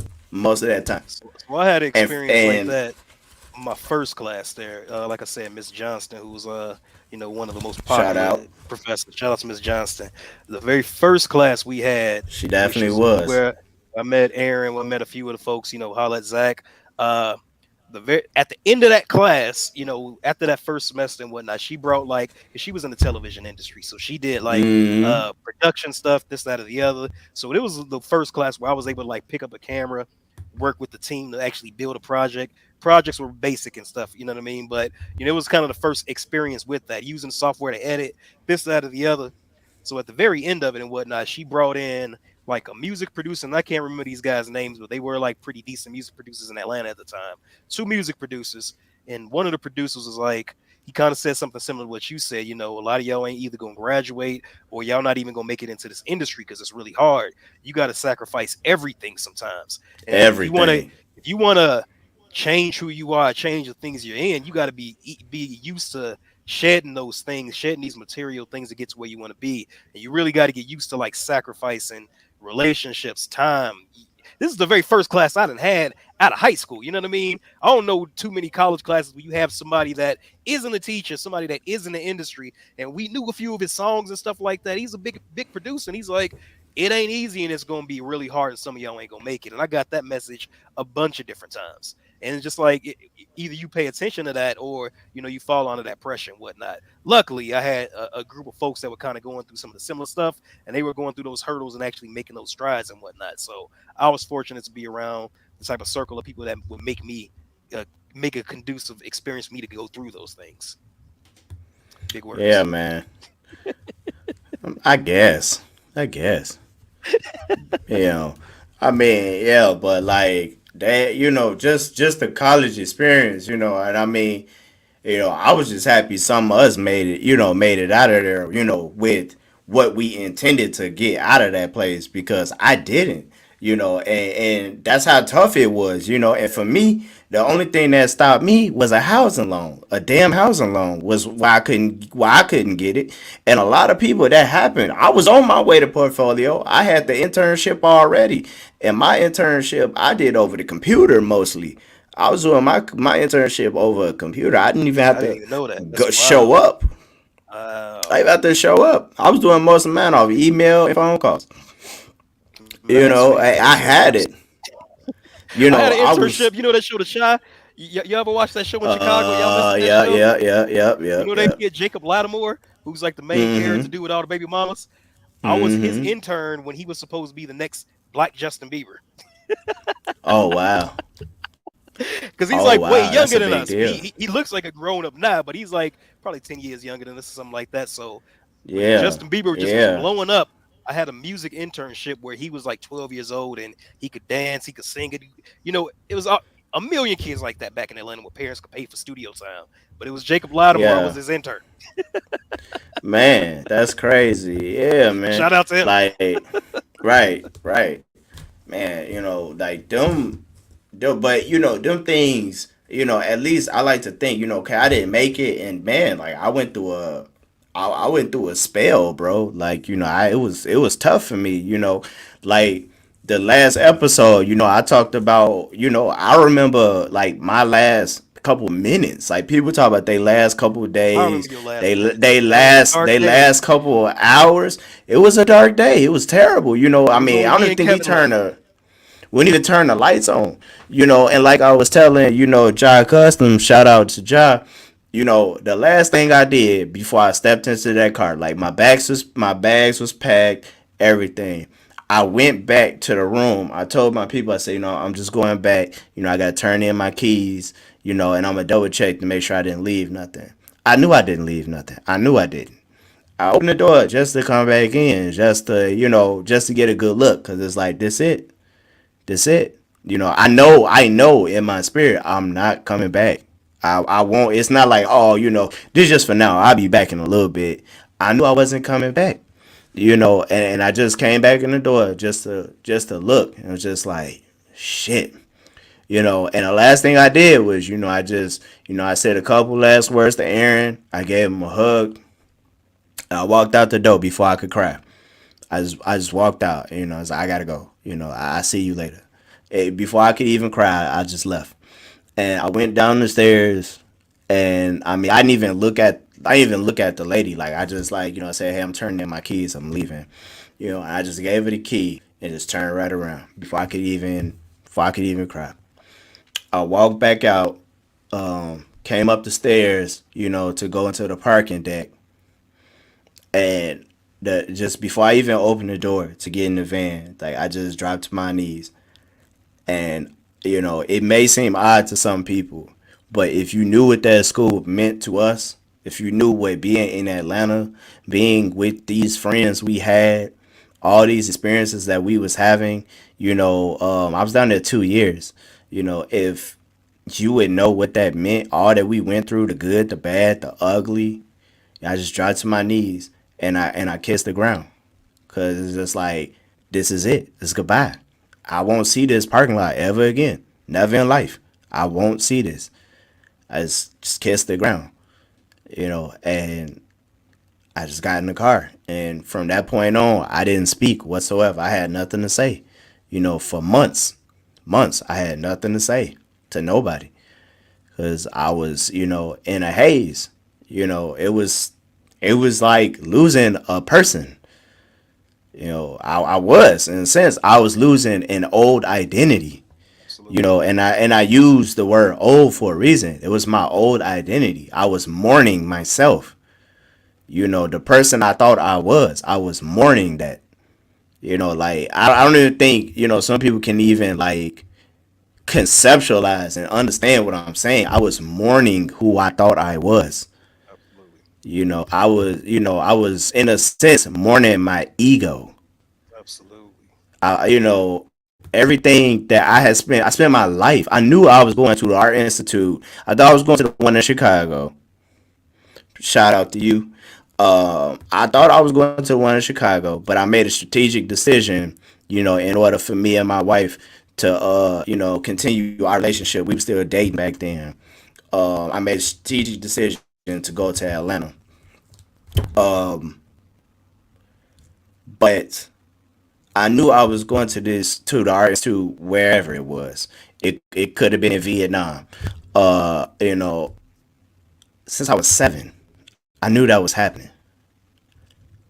And here I am 10 years later saying goodbye, because I built my identity off getting here. I built my identity off finishing this school. I built my identity of coming home with that certificate in hand to show to everybody that doubted me, to We everybody starting to who talk about said art that this identity. is a That's a whole fairy different tale. conversation. Absolutely. You talking about some real shit right now. We're talking about Right, art yeah. identities. I got some We getting it stories on. we getting into the deep waters. Put your floaties on. Like, and I mourned that for years. I mourned that. I always tell people, like, people appreciate me and you love me and you say nice things about me. But listen, during this period, I was a jerk, an asshole, because I was bitter. I was mourning myself and I didn't know who I was anymore, because everything that I put my soul into from 7 to 19 was taken from me because I couldn't afford to find a place to stay.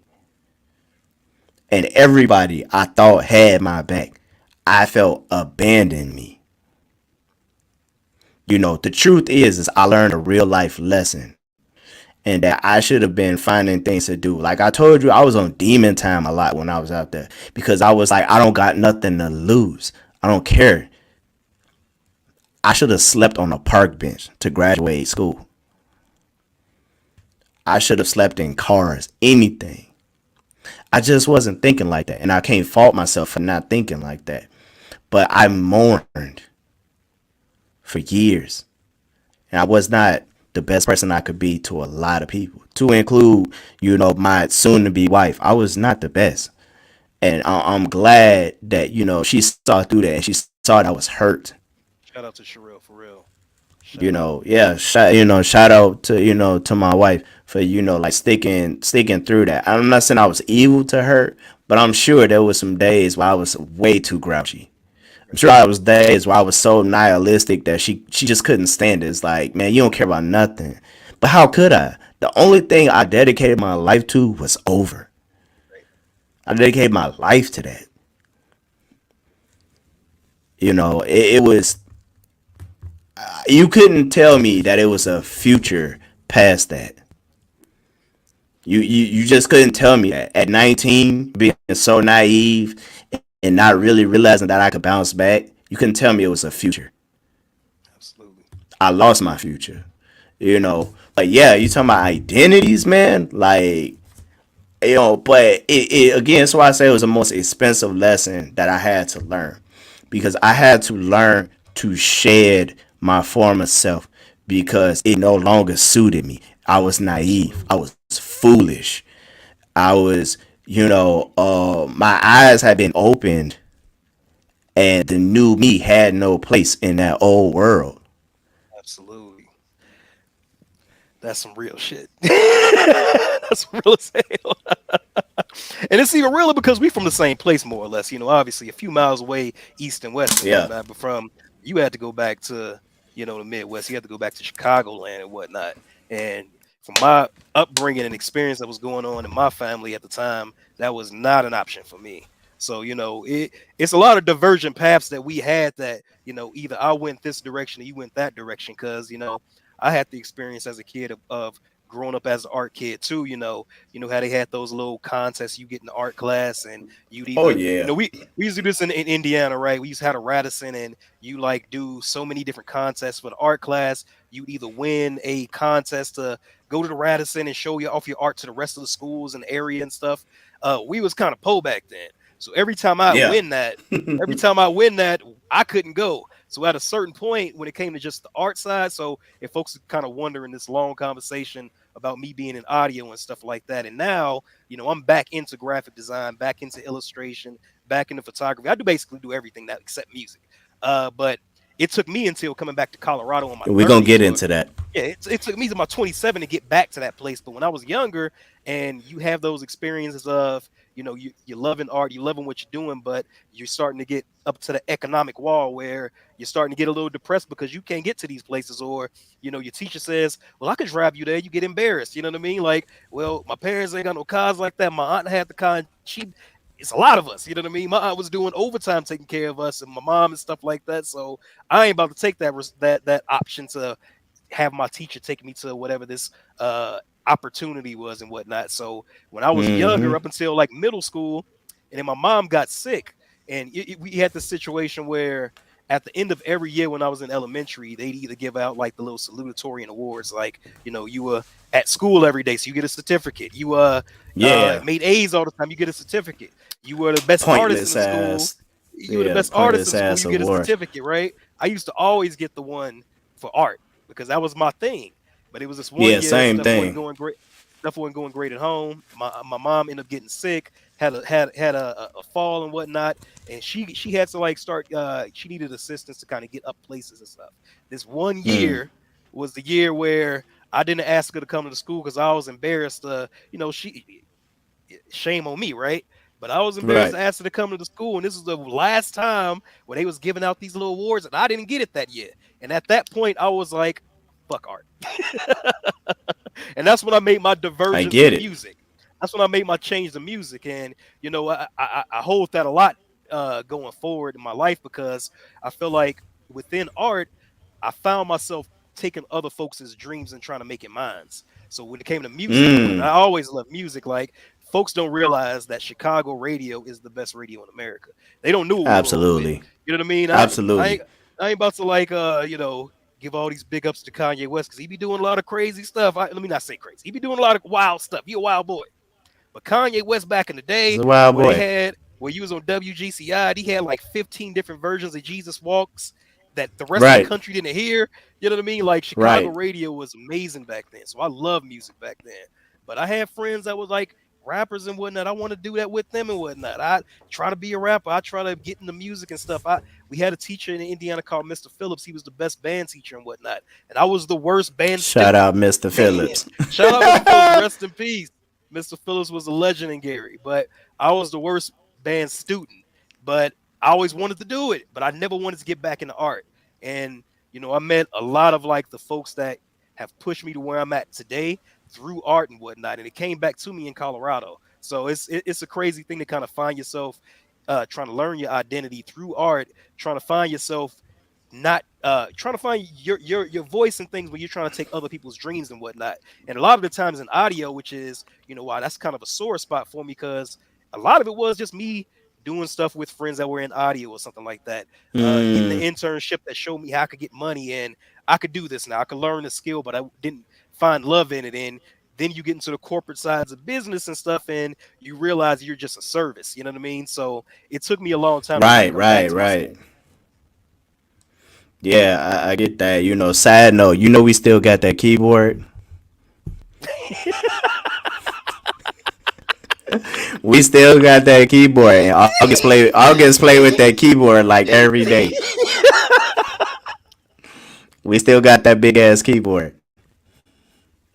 I had a keyboard, I had a guitar. I was trying to do everything back Oh my god, bro. He had Jarrell had so much audio equipment that I was like, gee, then. Aaron like, had to get tired. Aaron actually tried to learn it really well, though. He took more further than me, but you know what I mean? It was like one of those things. Like, I'm happy about the experience and how far I got in audio, which is, yeah, if it is audio folks that are on the side of wanting to learn television and stuff, wanting to learn sound design, editing and stuff, more power to you. I could give you information. I'll give it to you, but I'm not going to say I'm the person that looks at Wired magazine all the times. And you know what I mean? That mm-hmm. really just wasn't my identity. I was co-opting my art expression to kind of fit a narrative or run away from it and whatnot. And there was a lot of things mixed That's up within deep. that. That is deep. Can you talk about that a little more? Because you just said, I mean, I was literally about to ask you, like to describe that, but like, can you talk about that a little more? Co-opting your art experience.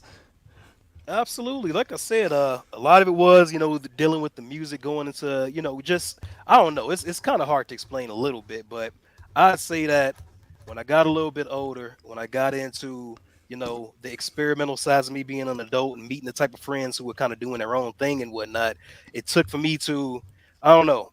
I don't even know how to discuss it like fully right now. We have to do this on another podcast. I'm gonna have to contextualize Easy this. enough. Easy I don't even want to waste y'all enough. time and whatnot. But I will say I this: with me got moving to Colorado, it took me to understand that it took a lot of experience, a lot of substances, a lot of friends and whatnot to understand that in the end, all art is the same. It's all kind of expressing something. They have the same principles, and really, you shouldn't really box yourself into one thing. If you're trying to express whatever thing you're trying to put out there, there's a million different ways to do it. And I lucked up by having the audio background. That okay, that's a tool, and I can, from my experiences with knowing editors, knowing cinematographers, and knowing the principles of that, I was able to pick that stuff up. And when I moved to Colorado, there weren't a lot of people doing that. Atlanta was a media city. Colorado is not a media yeah. city. So I was actually pushed to use those skills they thought I had, and I learned them, and I learned community and whatnot, and I learned to be unapologetic about my art and what I wanted to do. And you have to, Boom. again, it's the economic sides of it too.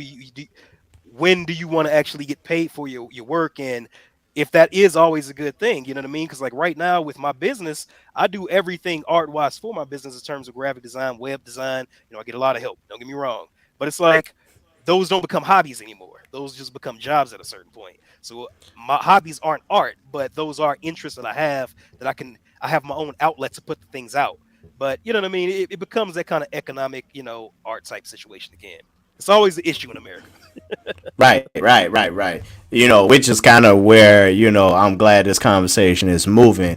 Because, I mean, a lot of this audience, be they on the stream, watching the stream now or watching the stream later, is going to want to know, a lot about the economic parts of being in the art world, good, bad, and ugly. That's kind of what we get into, because from me, a lot of them here, like various things about the misconceptions of like a lesser experienced artist as far as like the economic sides of things, and even like I guess you could say the dedication that's going to be required of you. And I use the word dedication intentionally, because that's precisely what it is. Now you are entering what is to be a discipline. This is no longer your hobby. This is something that you are, is another D word for you. Devotion. You are giving everything you have. Sacrifice. You are giving up what you sometimes things that you hold dear. You're going to have to let them go. They don't matter anymore because they're not going to serve you in the future. They're not where you're trying to go. You cannot take that with you. You And know, it's like, to just cut in a little it's bit here, like you have to go understand ahead. what success means to you. We got a lot of the issues are materialism, right? More, I sell a product, everybody sells things, more power to that. But it's also like, what exactly is success to you? You know what I mean? It took for me to understand in terms of like shedding things away, the type of materialism that we had when we didn't have a lot. When you get to a place you have a little bit of money, you want to buy everything you used to want to get. But then when you lose all that stuff, and you have to realize, like when I left Atlanta, I remember I had to throw my bed next to an abandoned house and whatnot. I left Atlanta in my car with only my clothes to come to Colorado and make it work. Because I was like, I I ain't about to be remember broke in this Atlanta story. again. I ain't about to be broke in Atlanta again. I'll be broke somewhere else. I'll be broke somewhere where they got weed. So that's why I came to Colorado. But you know, I, it took me to understand, like, you could, the things that we want to keep, you get them back really easily. Materialism is like one of the biggest issues, and again, it's really about artists having to understand that you have to understand what success means to you. If it is material, you could achieve that, but if you want to get that discipline, dedication, and whatnot, you have to understand what things you're willing to sacrifice for what the end goal is and whatnot. And I think that's not really discussed a lot in terms of where people want to go with their art. You know what I mean? That's how you find people that have 30-year jobs working in corporate jobs and whatnot. They've been doing advertising, but they don't really consider that their stuff and whatnot. So it's dependent on how you consider your success. What's success to you? Absolutely. Absolutely, and like, man, it was something that over, years that I started to understand, and I had to, get through my head because, I had to realize like, yo, like you can't do both. Like, Yeah, every time you work a job, you're miserable. You are absolutely. miserable. It's destroying you.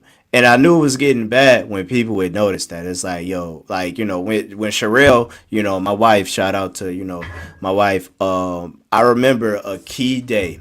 I came home from work one day and she was like, when the last time it's like, man, every time you come home, you fire up the PlayStation and you just do your thing, when the last time you painted something? And I just looked at it and I was like, I don't know. Wow. And went right back to, right back to doing my thing, and when I eventually lost that job, in a very unfortunate way, you know, um, she was like, uh, so what you gonna do? And it's like, well, I'm obviously just gonna get back to, looking for a place to work, and, so I could, get to doing what I need to do. I don't really have options. We got a kid. Yeah. I gotta do what I gotta do. He was still a lap baby at that point. And I'm like, yeah, I gotta do what I gotta do. And she said, well, I guess until you find something, at least, you got time to paint, and do stuff because you were just miserable. She's a Like legend. you were Everybody need a miserable. Sherelle in Like their life. Shout out. That's amazing. right.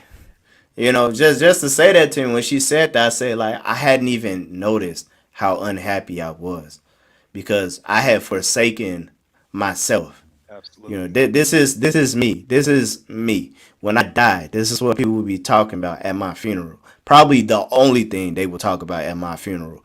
Outside of the comments that are always nice, and they Absolutely. a lot of their stories with being around me will involve my artwork. I know that when I die, that I don't need to. How people say they wish they could see their funeral. I don't need to. I know it's gonna happen. Absolutely. I know. I know. I'm very aware. And when she said that, I said, "Damn, I was miserable. I was in a haze because I was like, I gotta do what I gotta do. I don't. If I find time to paint or draw, that's cool. But until I do, who cares? I was doing mandatory OT. I'm like, I got my son, my wife. What else matters? I gotta do this. But I do know that like I would find like mindless things to do because I was done. I was fried by the time I got home, Absolutely. and You weren't I really and I working s- or and, anything. yeah, and I noticed that I was like, damn, like that's true. Like I was miserable. You right. Like I never found time to draw, paint, nothing. That place was killing me. Like literally, like the soul was killing me. I can tell you a story And like this recent. man, go for it. No, like that's real as hell. So, I'm on the side of the creative sides of things in the corporate world of television. I was at a tech company, all sorts of these different things and whatnot. And again, you kind of make your hobby your job and whatnot. Therefore, your job is not, never again. I didn't. These were actual creative jobs in a way. They were just service model type jobs. But I got to a place where I'm the only black person in my department for almost every job that I've had in corporate America. Now, not to say there's not Man. any other black people in the building, you know what I mean? But in terms of the jobs that I've had, I usually am the only black person. I probably had one job. I can't. I could only think of one job where it was like I had another black writer by me and whatnot, and she's still the homie. Mm. Shout out to Olivia. But other than that, Shout out. it really wasn't another black person in these departments that I've had. So what you start to notice is, or what I would start to do is, what's the average, salary for a black person at a certain age and whatnot. And when I was seeing that, I'm trying to go through that corporate ladder, making sure I'm either at the median or above the median, making sure that I'm making money for whatever reasons. I'm at this job for so Yeah. many years. I'm expecting to make certain amount of money and whatnot. But it's not going to anything. You're working until you can't work anymore. You're not really, you know what I mean. That's kind of the experience, right? Vacations you're able to take, you can only take for like a few days out of the year. It's not Yeah. really the type of life for a creative person and whatnot. So I kind of did that for a few years, where I was like, well, I want to be the level 2 of this, or I want to be the level 3 of this, or I want to be the senior of this. So eventually, about in 2020, I left one job while I had my business and whatnot. I've When I tell you I've sacrificed everything for my cannabis business, this is the one thing I really do love, and the folks that I work with and all the sacrifices I had to make. But it was a certain point where I was sacrificing my business that is hard to get in this industry to try to make sure I'm going up the corporate ladder and whatnot. I ended up taking the job last year for a tech company that I can't talk about because I have an NDA with those assholes. But Mm. I was working with That's the worst. I That's the was working worst, with man. absolutely. I was working with the Deaf, well-to-do deaf to NDAs. Deaf to NDAs. I was working with one of these well-to-do uh, uh, managers and whatnot that do all the uh, what's the word I'm looking for? Do all the performative things when it comes to equity A, B, and C. So this very last job that I had, but she was a really bad manager for me. I ain't gonna say for everybody, but the experience that I had, she was a really bad manager. Didn't really have an understanding of what she was looking for and expected a lot out of me. This is while Mm. I'm actually going to government meetings for cannabis and stuff, meeting with the governor out here. You know what I mean? And I have this corporate job where somebody's beating me down, telling me that my work isn't good enough. I'm not what they're Wow. looking for and stuff. I had a contract and they shut the contract down in August of last year, right? I'm doing Wow. everything for my business: video, photography, web design, audio, everything, voiceovers. I'm recording that stuff. I'm thinking I'm the hot shit. Then I have this woman tell me that I'm not good enough for that job. and that made me stop doing video production and graphic design work up until really like a few months ago. So when you Mm. kind of you have to understand what success means to you. You have to understand what things you were willing to sacrifice to get to where you want to be. Because when I lost that job, I thought, oh, man, I'm about to lose my business. I can't afford it no more. And really, that's when the cavalry came in. Folks came in to lift me up and put me where I'm at now. And we're doing better than we ever did now. And I'm working for myself now. And I'm happy to say it. I'm not having to tell that story about that bad manager, other than to contextualize me having to understand my art value again.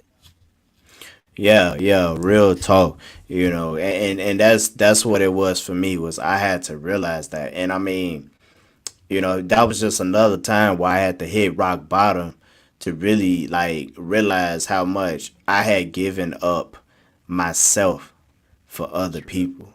Absolutely. Even to the point of that, you do it, out of the kindness of your heart, out of the survival of your family unit. But, I was giving up myself because I wanted to be the ideal father for August. I wanted to be the best husband I could be for my wife. I wanted to be an ideal brother to my siblings.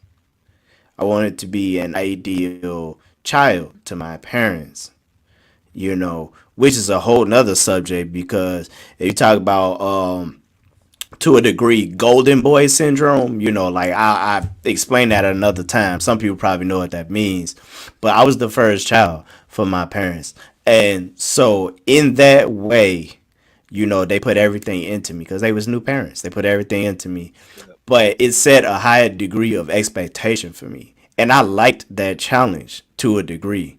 As I got older, I didn't because it kind of was messing with my ideas of independence, like as a teenager. So I kind of didn't like that idea, but I did understand my role in my family being the oldest and, all of that. And I also happen to be, a talented person in my family. So it was a lot of high expectation for me that to a degree I fed into. But there's a negative side of that is that those expectations form parts of your identity that will be subverted. Your expectations for yourself will be subverted at some point, Absolutely. and it will hurt. And so coming to more present day, that still plays into, I'm expected to perform a certain way as an adult, to honor my parents. I'm Yep. expected to perform a certain way to honor my wife. I'm expected to perform a certain way to nurture and provide for my son. And you know, some of that I was taking to an extreme without knowing I was taking it to an extreme because my understanding of parenting was not that great, because my dad was, when I was younger, was like really emotionally absent. So I didn't really understand a lot of stuff. I understood you worked hard as a man because that's what I saw him do. And that was Right. really all I saw him do. So, that's what I knew about it.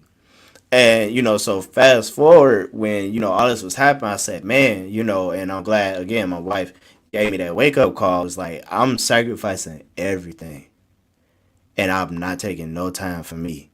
I'm not doing what I need to do. Like, and that's not like responsibility wise, but more of a responsibility to my inner self, my peace, Absolutely. my mental health, my emotional health. I wasn't taking care of my soul. I was abusing myself, trying to make sure that I didn't slip on being a responsible man. Even to fast forward to, where I am now, which it took me years, which is something I want us to get into, is, and you've been like chipping at it little by little. But, even through the years of like, where I am as a full-time artist and creating like that, I talked about it earlier today on the IG live. It's like, man, I slipped, tumbled, fell, screwed up, did all kind of stuff, and I said like every time I was learning how unprepared I was. Sometimes I was Absolutely. mentally unprepared. Sometimes I was immature. Sometimes I didn't have the right financial situation. Sometimes I didn't have good plans. Sometimes I was just in the wrong place at the wrong time. Sometimes I was ahead of time. Sometimes I was behind. He was ahead of time a But lot of each times.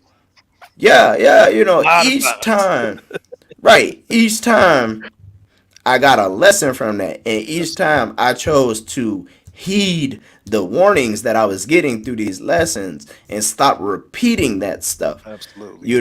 and, it led me to here to where now it is stable and working, and I said that to somebody. I was saying, it's like, hey, like, I get you want to go full time, but some things you're gonna have to be prepared for, and some of that is learning those hard lessons of the fact that, like, yo, you're gonna screw Can't up a run couple away from it. times. You're gonna screw, yeah, you can't. And I said that you can't run away. You're gonna screw up a couple times before you get this right. I think the saying is like an entrepreneur fails like 10 times before they get it right. It's like you're gonna screw up a couple of times, and it's inevitable. Like, you cannot avoid those screw ups because that is the only Absolutely. way you're gonna figure out how to do this properly.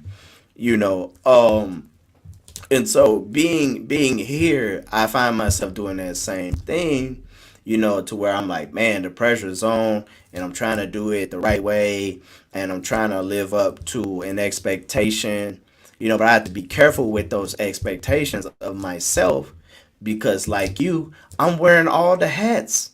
Yeah. So this expectation, to a degree, is unrealistic. I'm wearing Absolutely. every hat. I'm the financial advisor. I'm the creator. I'm the marketer. I'm the promoter. Absolutely. I'm the logistics person. You know, I'm the the media spokesperson. I'm everybody. It's all me. And part of it is because I have support. Yes, I do. But I do not have support that has the expertise. I am the expertise. Right. Whether I'm the best or not, I'm what Sneaker Fair Kicks has. It's me. Absolutely. You know. And so I just wanted you to, like, weigh in on that, like, this situation of, like, having to wear all the hats at a business. So in cannabis, it's crazy. Cannabis is an expensive business to be in. It's really pay to play.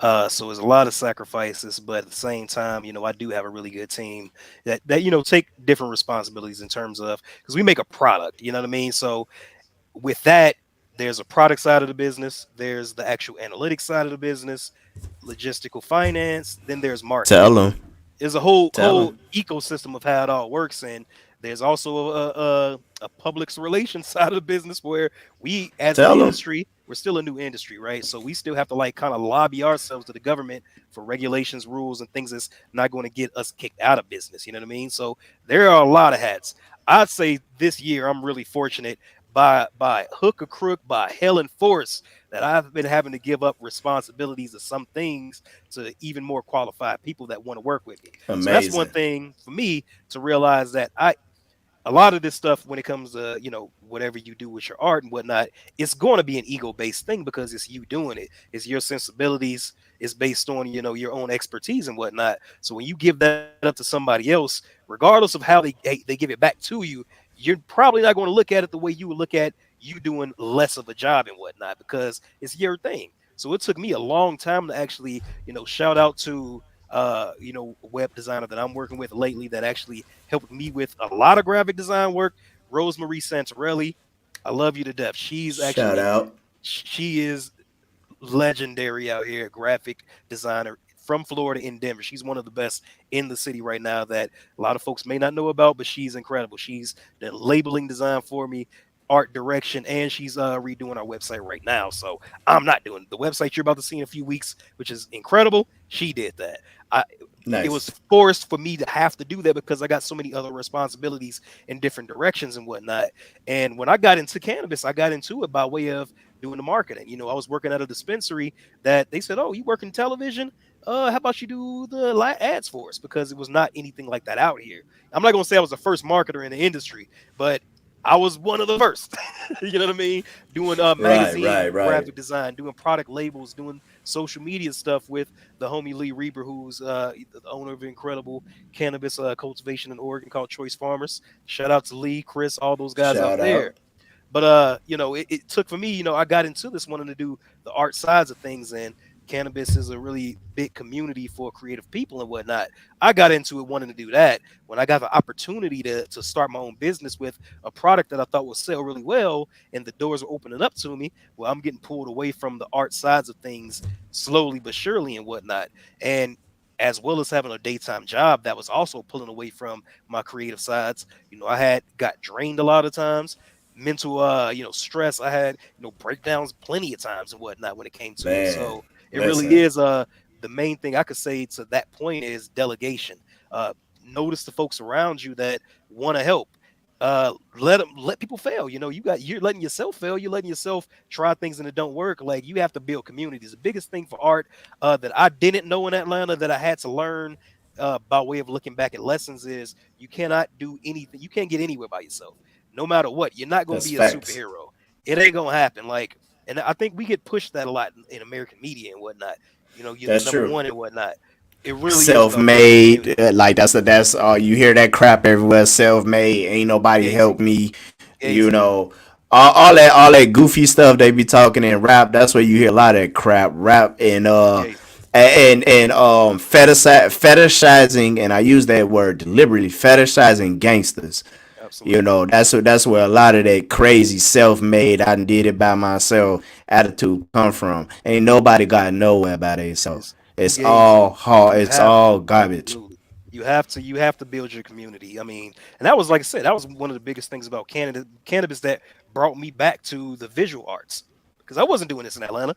I mean, I was starting to understand cinematography and stuff. I was able to sit in with editors and whatnot when they wanted to go home, but they had to be there late. So I just sit in and chill with them, learn a few things here and there. But by and large, what I saw from that is it's older folks. They aren't doing their own projects. They're just using their skills for work and whatnot. They may be Yeah. fulfilled, but a lot of them seem a little bit more miserable. But more power to them because they gave me the game. But for me, like I said, I think that the biggest thing that I've learned is just delegation. Using other people's superpowers, because you never know when those things are going to come in handy. And I had an ex-girlfriend who taught me photography in the hardest ways and whatnot. Now you see our photography on Gentleman Quinns. I feel like I'm light speed away from what I used to be, just based on those lessons of delegating to other people.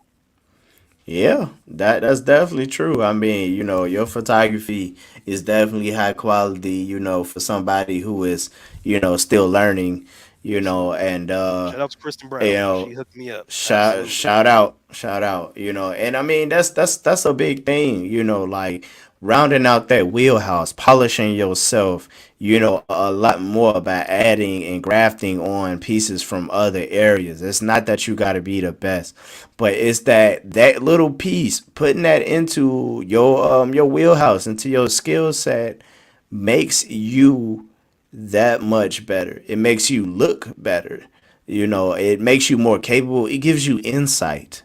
If Absolutely. even if you don't use it, it gives you insight to what is required or what could be necessary, for just development, of yourself, development of someone else, and then your industry too, because I mean, like one of the things, in our industry that I always say is product knowledge is extremely valuable, as an artist, I don't care what you use, pencils, paints, blah, blah, blah. If there are supplementary products that go hand in hand with your products, that it will enhance your game, it is your duty to understand those products. Absolutely. It is your duty to understand what is in those products, composition to those products, like what pieces are in those products. Like how do those pieces affect these pieces? How does this go? People in your industry. You need to understand the supplementary people in your industry. I am not a video guy, but I need to understand what video people know, because part of doing what I do for a business, I'm gonna need some video at some point. Yep. Absolutely.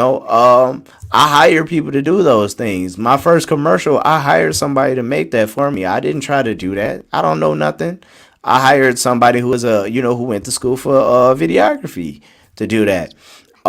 It's I hired an editor to handle that. I didn't do this stuff myself. absolutely. Sure I could have learned, but listen, I'm a big proponent. If you haven't heard me say it, you hear me say it today. If you don't know, pay. Stop being cheap. Pay. Pay. This is pay to play. If you don't I'll tell know, you what, pay. to that point, this year, and there is a side of me that's like, it's sometimes I get kind of sick of the idea that you gotta pay to play, because it's a lot of places. There's a lot of rooms that I'm in lately just by the fact that I have a cannabis license, and it's hard as hell to get one nowadays. So I've paid to play to get into these rooms. There's nothing special about Mm-hmm. me doing that, but at the same time, like, there's no greater feeling when I can pay an employee, pay a graph. I just worked with an artist, Blood and Gold, John, Yeah. out of Denver, incredible artist. I worked with a design for him. We about to Shout come out. out with some hat pins and some other designs with him. Like, Oh, he's an okay. incredible Okay. artist. He wanted to work with me, and it is nothing better than to pay into what his art is, pay into his production team to get these things done. It feels no better thing to pay my graphic designer Mm-hmm. who's working on my web design to get it done, that I ain't got to do it, but I know the work is going to be done well. It feels really Mm-hmm. good. And a lot of the times, like, if I ain't making money and I'm just giving it out, I'm fulfilled. I'm being real with you. That's it. That's it. Is nothing to it. I mean, like I will gladly pay. There are things I pay for, like especially to enhance a product. Whatever, bro. Like what? Don't just tell me the price. Like I don't need your spiel. I like what I see. Just what's the price? You That's don't the got to benefit of you explain being an nothing. artist too, because a You lot don't of got the to times explain folks in nothing to business, me. a lot of the times folks in business, they are either one side of the brain or the other. I find it, it works for me to be, the head of my business with my business partners, and I'm a creative person, and I understand, and I've actually done the creative work. I've been a service model artist and whatnot, so I understand what it is. You ain't got to explain it to me. If the work is good, I'm definitely going to research it. You know what I mean? I know how to Yeah. research everybody's work. If I'm talking to you, we're going to get it done. You know what I mean? And that's no better feeling. I'm like, you got that sensibility because you have that skill set, and you are the one at Yeah. the top of the pyramid. Yeah, and what I always say to people is like, what's going to separate you as a creative that is looking to make money in what you do is not going to be your skill set. It's going to be your resourcefulness. It's not going to be your Absolutely. skill set. Your skill set is going to help you capture attention, no doubt, because you might wow some people. You're going to wow some people, you know. But if you are not resourceful, that wow is going to be almost like window shopping. They're going to see Network you. They're like your going life depends on it. Yes. Yes, they gonna see you, they gonna go, damn, that's dope, and keep it moving. Cause you're not resourceful enough. You Absolutely. can't you can't you don't know what to say to get this person's attention so that you can network. You can see what they know. You can slip a card and they'll keep it instead of taking that card, get home, and be like, what the hell is this in my pocket? And throw it. Going back to pay to play and I'm gonna wrap this up in a pretty bow. Check it. So literally 2 weeks ago, just 2 weeks ago, I was at an event with Chicago's very own Twister, the legend. Chicago's very own Adrenaline rush. One of my favorites of Adrenaline all Rush. time. Let's go.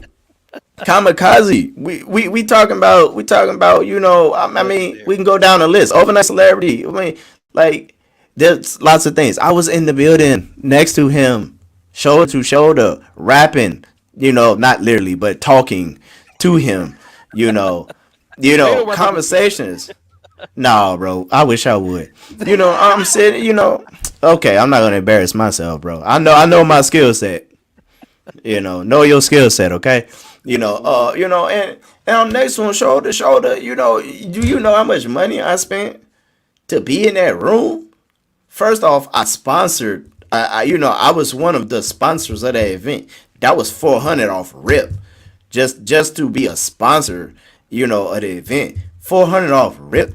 Not only that, but I bought his shoes that I gave him. I bought those. He didn't know he was getting those. That was the point. I'm a networking genius. Trust me. That was the point. I bought them shoes for him. He didn't know they was coming. I had a Absolutely. custom wood. I had a custom wood box for them shoes. He didn't know he was gonna get a custom wood box. Guess what? The tissue paper that comes in shoe boxes, it had my logo diarrheaed all over it. He didn't know that That stuff was costs gonna be money there. too, guys. It costs money. All of those I things you're had talking about cost money, a lot of money I in this had industry right I, I now. had I had his name written in gold on that box. That's His beautiful. logo in gold on that box. That costs money. I was there. I was doing this. I also had stuff for two other artists that were there, two that I know. I shut that building down. There's other people in there, who had they kind of stuff. I didn't know they was gonna be there, and I didn't care because I knew that when I went in there, I was shutting it down. This is Twist and them event, but guess what? As much as I can, it's about to be my event too, because I do something lots of people don't. So I went in there, 100%. bought over 300 cards just so that I would be ready for this. Like I had all of this. My logo is on the flyers. My logo is on the banner that everybody was taking their club pictures behind. My stuff was there. My logo was all over that building for that day. I spent almost $1,000 getting ready for this one event just to network. I used up almost all of my cards at this event because, one of Power, we talking about Chicago radio, one of Power 92's hot DJs right now made it a big deal because he seen me sitting at this table with 3 wooden boxes and was like, what the hell is that? And I'm like, let me show you. Come here, please. Holla. Before I do that, take this card. My name, take this card. My name is Anthony. Nice to meet you. Big fan. Holla at your boy. I heard you shout us out on the radio last week. I appreciate you. Here's what's in the boxes. Boom. Word. Love it. You made these shoes? Absolutely. Check out that card. I got all my links on there. You can hit me up whenever you're ready. I got you. You need, and I say certain very specific things to people. This is a Chicago DJ on the radio. You don't think his ego is huge? I said, you need your own custom shoes. Twist the guy his right here. CA Brown got his right here. Beads, VIP Beads got his right here. These are their shoes. You need your own pair of shoes too. He's like, yeah, you're right, I do. I said, well, you know who to talk to. I got you. You see what you see the product. It don't get better. It don't get no I'm gonna better. I'm gonna take care of you. I got you. Like don't hesitate. I got you, bro. And I always say something that puts some FOMO in these people. And that was the point, is to be like, yo, Twister got a pair. These other two these other popular Chicago rappers, they got their pairs right here. How come you ain't got a pair? You a Chicago DJ. You shout them out on the radio all the time. Why you ain't got a pair? And I also made it clear to him. I said, bro, I'm a busy man, but I can put you in. You need to let me know what you're trying to do. I got you. You know who else was at this event that I didn't even know was going to be there? Cole Hart from Crucial Conflict. Smoking on hay. Do you know how many times this man personally found me in this event to be like, please don't forget about me. I need 4 pair of Crucial Conflict shoes. Please do not forget about me. Legendary. He gave me his personal number. Because he wants shoes. Twist the bodyguard was like, I need shoes. There was so many video girls there that was like, I don't even wear gym shoes. I need a pair. I'm proud of you. It's not even words right now, bro. This is incredible, bro. But thank you. But it's not even surprising. Thank you. But this is all about pay to play. I went in this joint, paid to play, but I say, yo, I'm about to take this event. This event is gonna be mine too. Guess what? Without me even asking, I was damn near crowd serving. Because when they was rapping, who was up front with them chilling? I was right next to Twister. While he spitting bars, I was right next to some of Chicago's current hot rappers. While they spitting bars, I'm right next to. There's a video. I think it's in my highlights. I don't know if it's in my story. If I've seen it in my story, but I think it's in my highlights. I got the video. Is what I'm trying to tell you. I'm right next to Cole Hard, screaming, smoking hay in the middle of the barn. Right next to the man. Meanwhile, everybody else is sitting in the crowd, being everyday people. Absolutely. What's up, Nathan? What's good with you? Meanwhile, everybody else being everyday people. I'm like, nah, bro. Like, I'm a celebrity too. You might have just not found out that I'm a celebrity, but I'm a celebrity too. Fake it till you make it. I'm famous too. You ain't heard about me? I am a designer to the stars. They got custom shoes. Yeah, me. Holla at your boy. I got you. Like, I'm still getting these DMs. Yo, you was wild in that Twisted event. I'm talking about the oh my God. the DJ kept making it his business to talk about these shoes. Guess who else was there? My wife and my sister-in-law got a realty group. Shout out Brown Girl Realty. There was another real. It was another realty group. It was another realty group. And then there was Ambitions Entertainment. Shout out Ambitions Entertainment. They had they everybody. We all had VIP tables because we paid to play. We paid to shut it down. But who got the most spin? Every time, they made it they bid just like they do on the radio. The commercials pop up. Every time we take a break, every time it's kind of like a pause in action, the DJ, start talking. Made it his business to talk about these shoes all night. Come over here. Hey, y'all come get these cards. Check out these shoes. Whoop de whoop. I shook hands with everybody that came to that table. Hey, nice to meet you. I'm Anthony. Come check me out. Bro, you dope and all that. Yeah, I appreciate you. Thank you. Just make sure you check me out. All my links on the back of the card. My cards, they look like sneakers. This little design you see under here, that those little blue and yellow sneakers, that's the shape of my cards. Legendary. Man. So even like I am reinforcing in your brain what I do, and I paid. I paid. I I'm paid. honored to be here, bro. I ain't even gonna lie to you, dog. Like, I know we homies. You know I love you. I love the family, but bro, I'm honored to be here. I'm honored to be a part of where your growth is because I've seen every step of it, bro. And this is incredible, bro. I'm loving to hear I this. This is I, I the most appreciate important it. podcast I'm ever going to do. I appreciate it, but I mean that's not even a half because I'm talking to somebody who broke ground in the cannabis industry. I am talking to somebody who I watched when they had a keyboard and a damn dinky mic and was editing audio for music and videos, who went to making his Hey, own too many folks know promotional my history now. material. You got to keep it quiet. Right. Not too many folks know about all that. I'm just keeping it real. We're gonna talk about how I came up. We're gonna talk about how, a fellow artist took his skills. I've been treading the same path. All I did was change what I painted on. I could always go back to the original stuff. But we talking about somebody who transformed everything they learned up to this point to break ground in Colorado and create a cannabis company that is thriving. That is hard. That's That facts. is hard. We You talking know what? about somebody who I appreciate it. produces their own promotional material if needed. Like what are we talking You know, about here? Hey, I mean, I'm just saying, what are we talking about here? Yeah, goat this, goat that, whoop de doo. I appreciate y'all. I'm gonna hear that till I'm dead.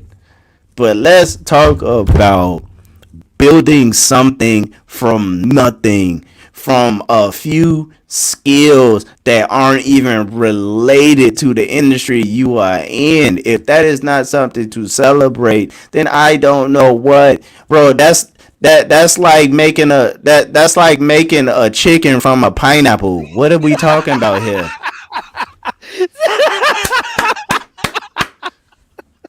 my boy. Like My like what boy. are we talking about? Like, I mean, like I don't even know what to say, bro. I appreciate you.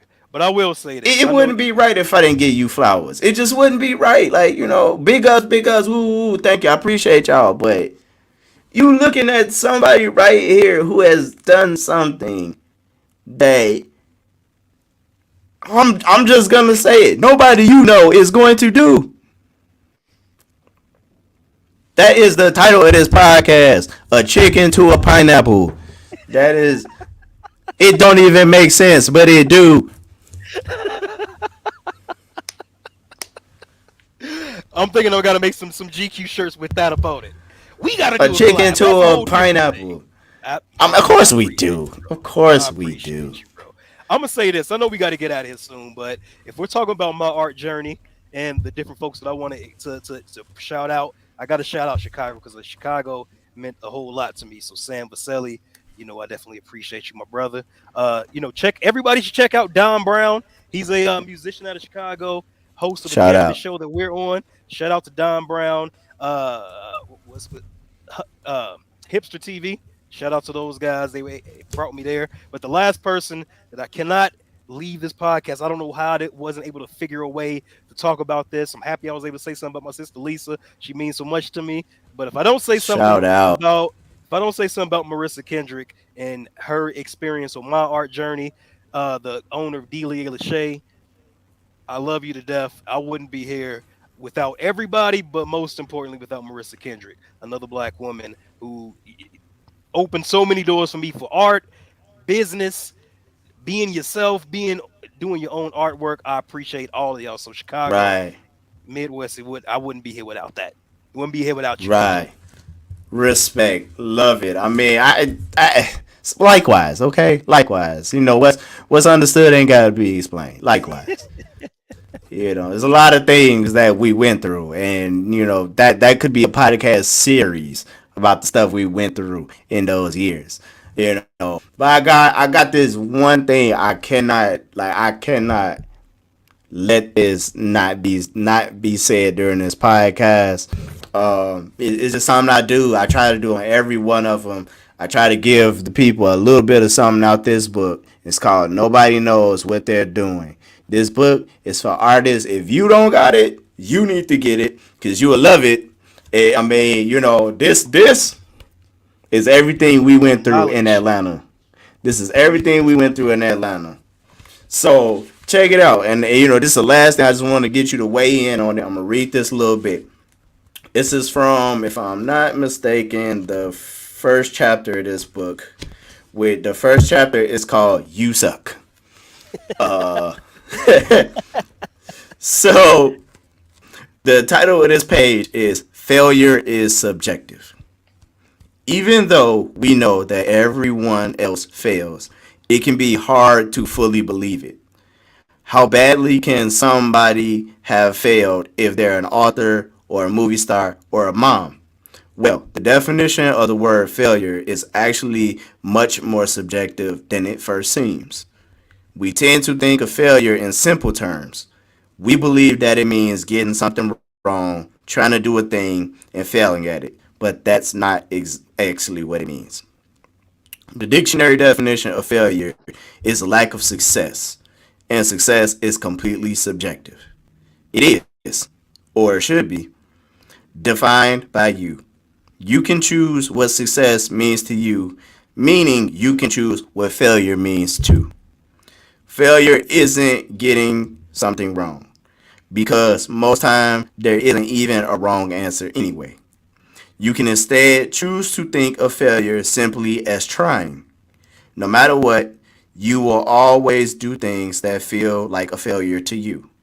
But each of those failures will be proof that you tried, and by trying, you are making progress. Book drop. Can't do a mic drop, so. I ain't got nothing to say to that. I mean, it is what it is. Like, no risk, no reward. You got to put yourself out there. And again, you got to be able to define your own success because you will be able to see your dreams. What happens after that? What happens, whatever you thought your dreams were? And that's what I tell folks a lot of times too. Coming from where we from, we think big dreams are crazy, but when we actually achieve those dreams, we realize how small our thinking was, and we don't know where to go after that. So you got to put yourself out there. You got to network, you got to meet people, but you got to be able to fail. You got to be able to define what your own success is. 100%. Well, you heard it there, folks. So, man, again, I so appreciate you finding time for us. I so appreciate I ain't never not you gonna being find time for you, bro. I love you, bro. I appreciate you, and I love this, man. likewise, likewise. You always gonna be the big homie. The love is real. We went through them Absolutely. trenches together. That don't change nothing. When you go through the trenches with somebody, that's a day one. You know, 100%. you need to know it. So, again, just thank you so much. I'm glad you found time. You are always welcome back. back to the My favorite Unpainted podcast. podcast. Respect. So, Appreciate you, bro. fam, y'all heard it here first. Y'all need to get in with Jarell Wall. Shout out Gentleman Quinns. You need to look that up on Instagram. You got any projects, bro? Anything coming up that you want to talk It's about? about to Let be us know. 420. It's about to be 420. We just got in a bunch of new stores. We about to have what we're calling the dispensary pop-up concert series. We're about to be doing some crazy shit in these dispensaries. So if y'all in Colorado for 420, y'all need to holler at us. Link up with me. Get you a GQ. We doing our thing. Yes, sir. Yes, sir. So, this is the Unpainted Podcast. You are officially a part of the A&H fam. A&H stands for Art and Hustle. So, appreciate y'all for stopping in. Thank you for 6 episodes. I'm glad y'all been tuning in for all this time. Remember, the tagline is make art and hustle. And we are through. Peace. You're listening to the Unpainted Podcast with Sneaker Fair Kicks, the dopest artists weighing in on staying creative.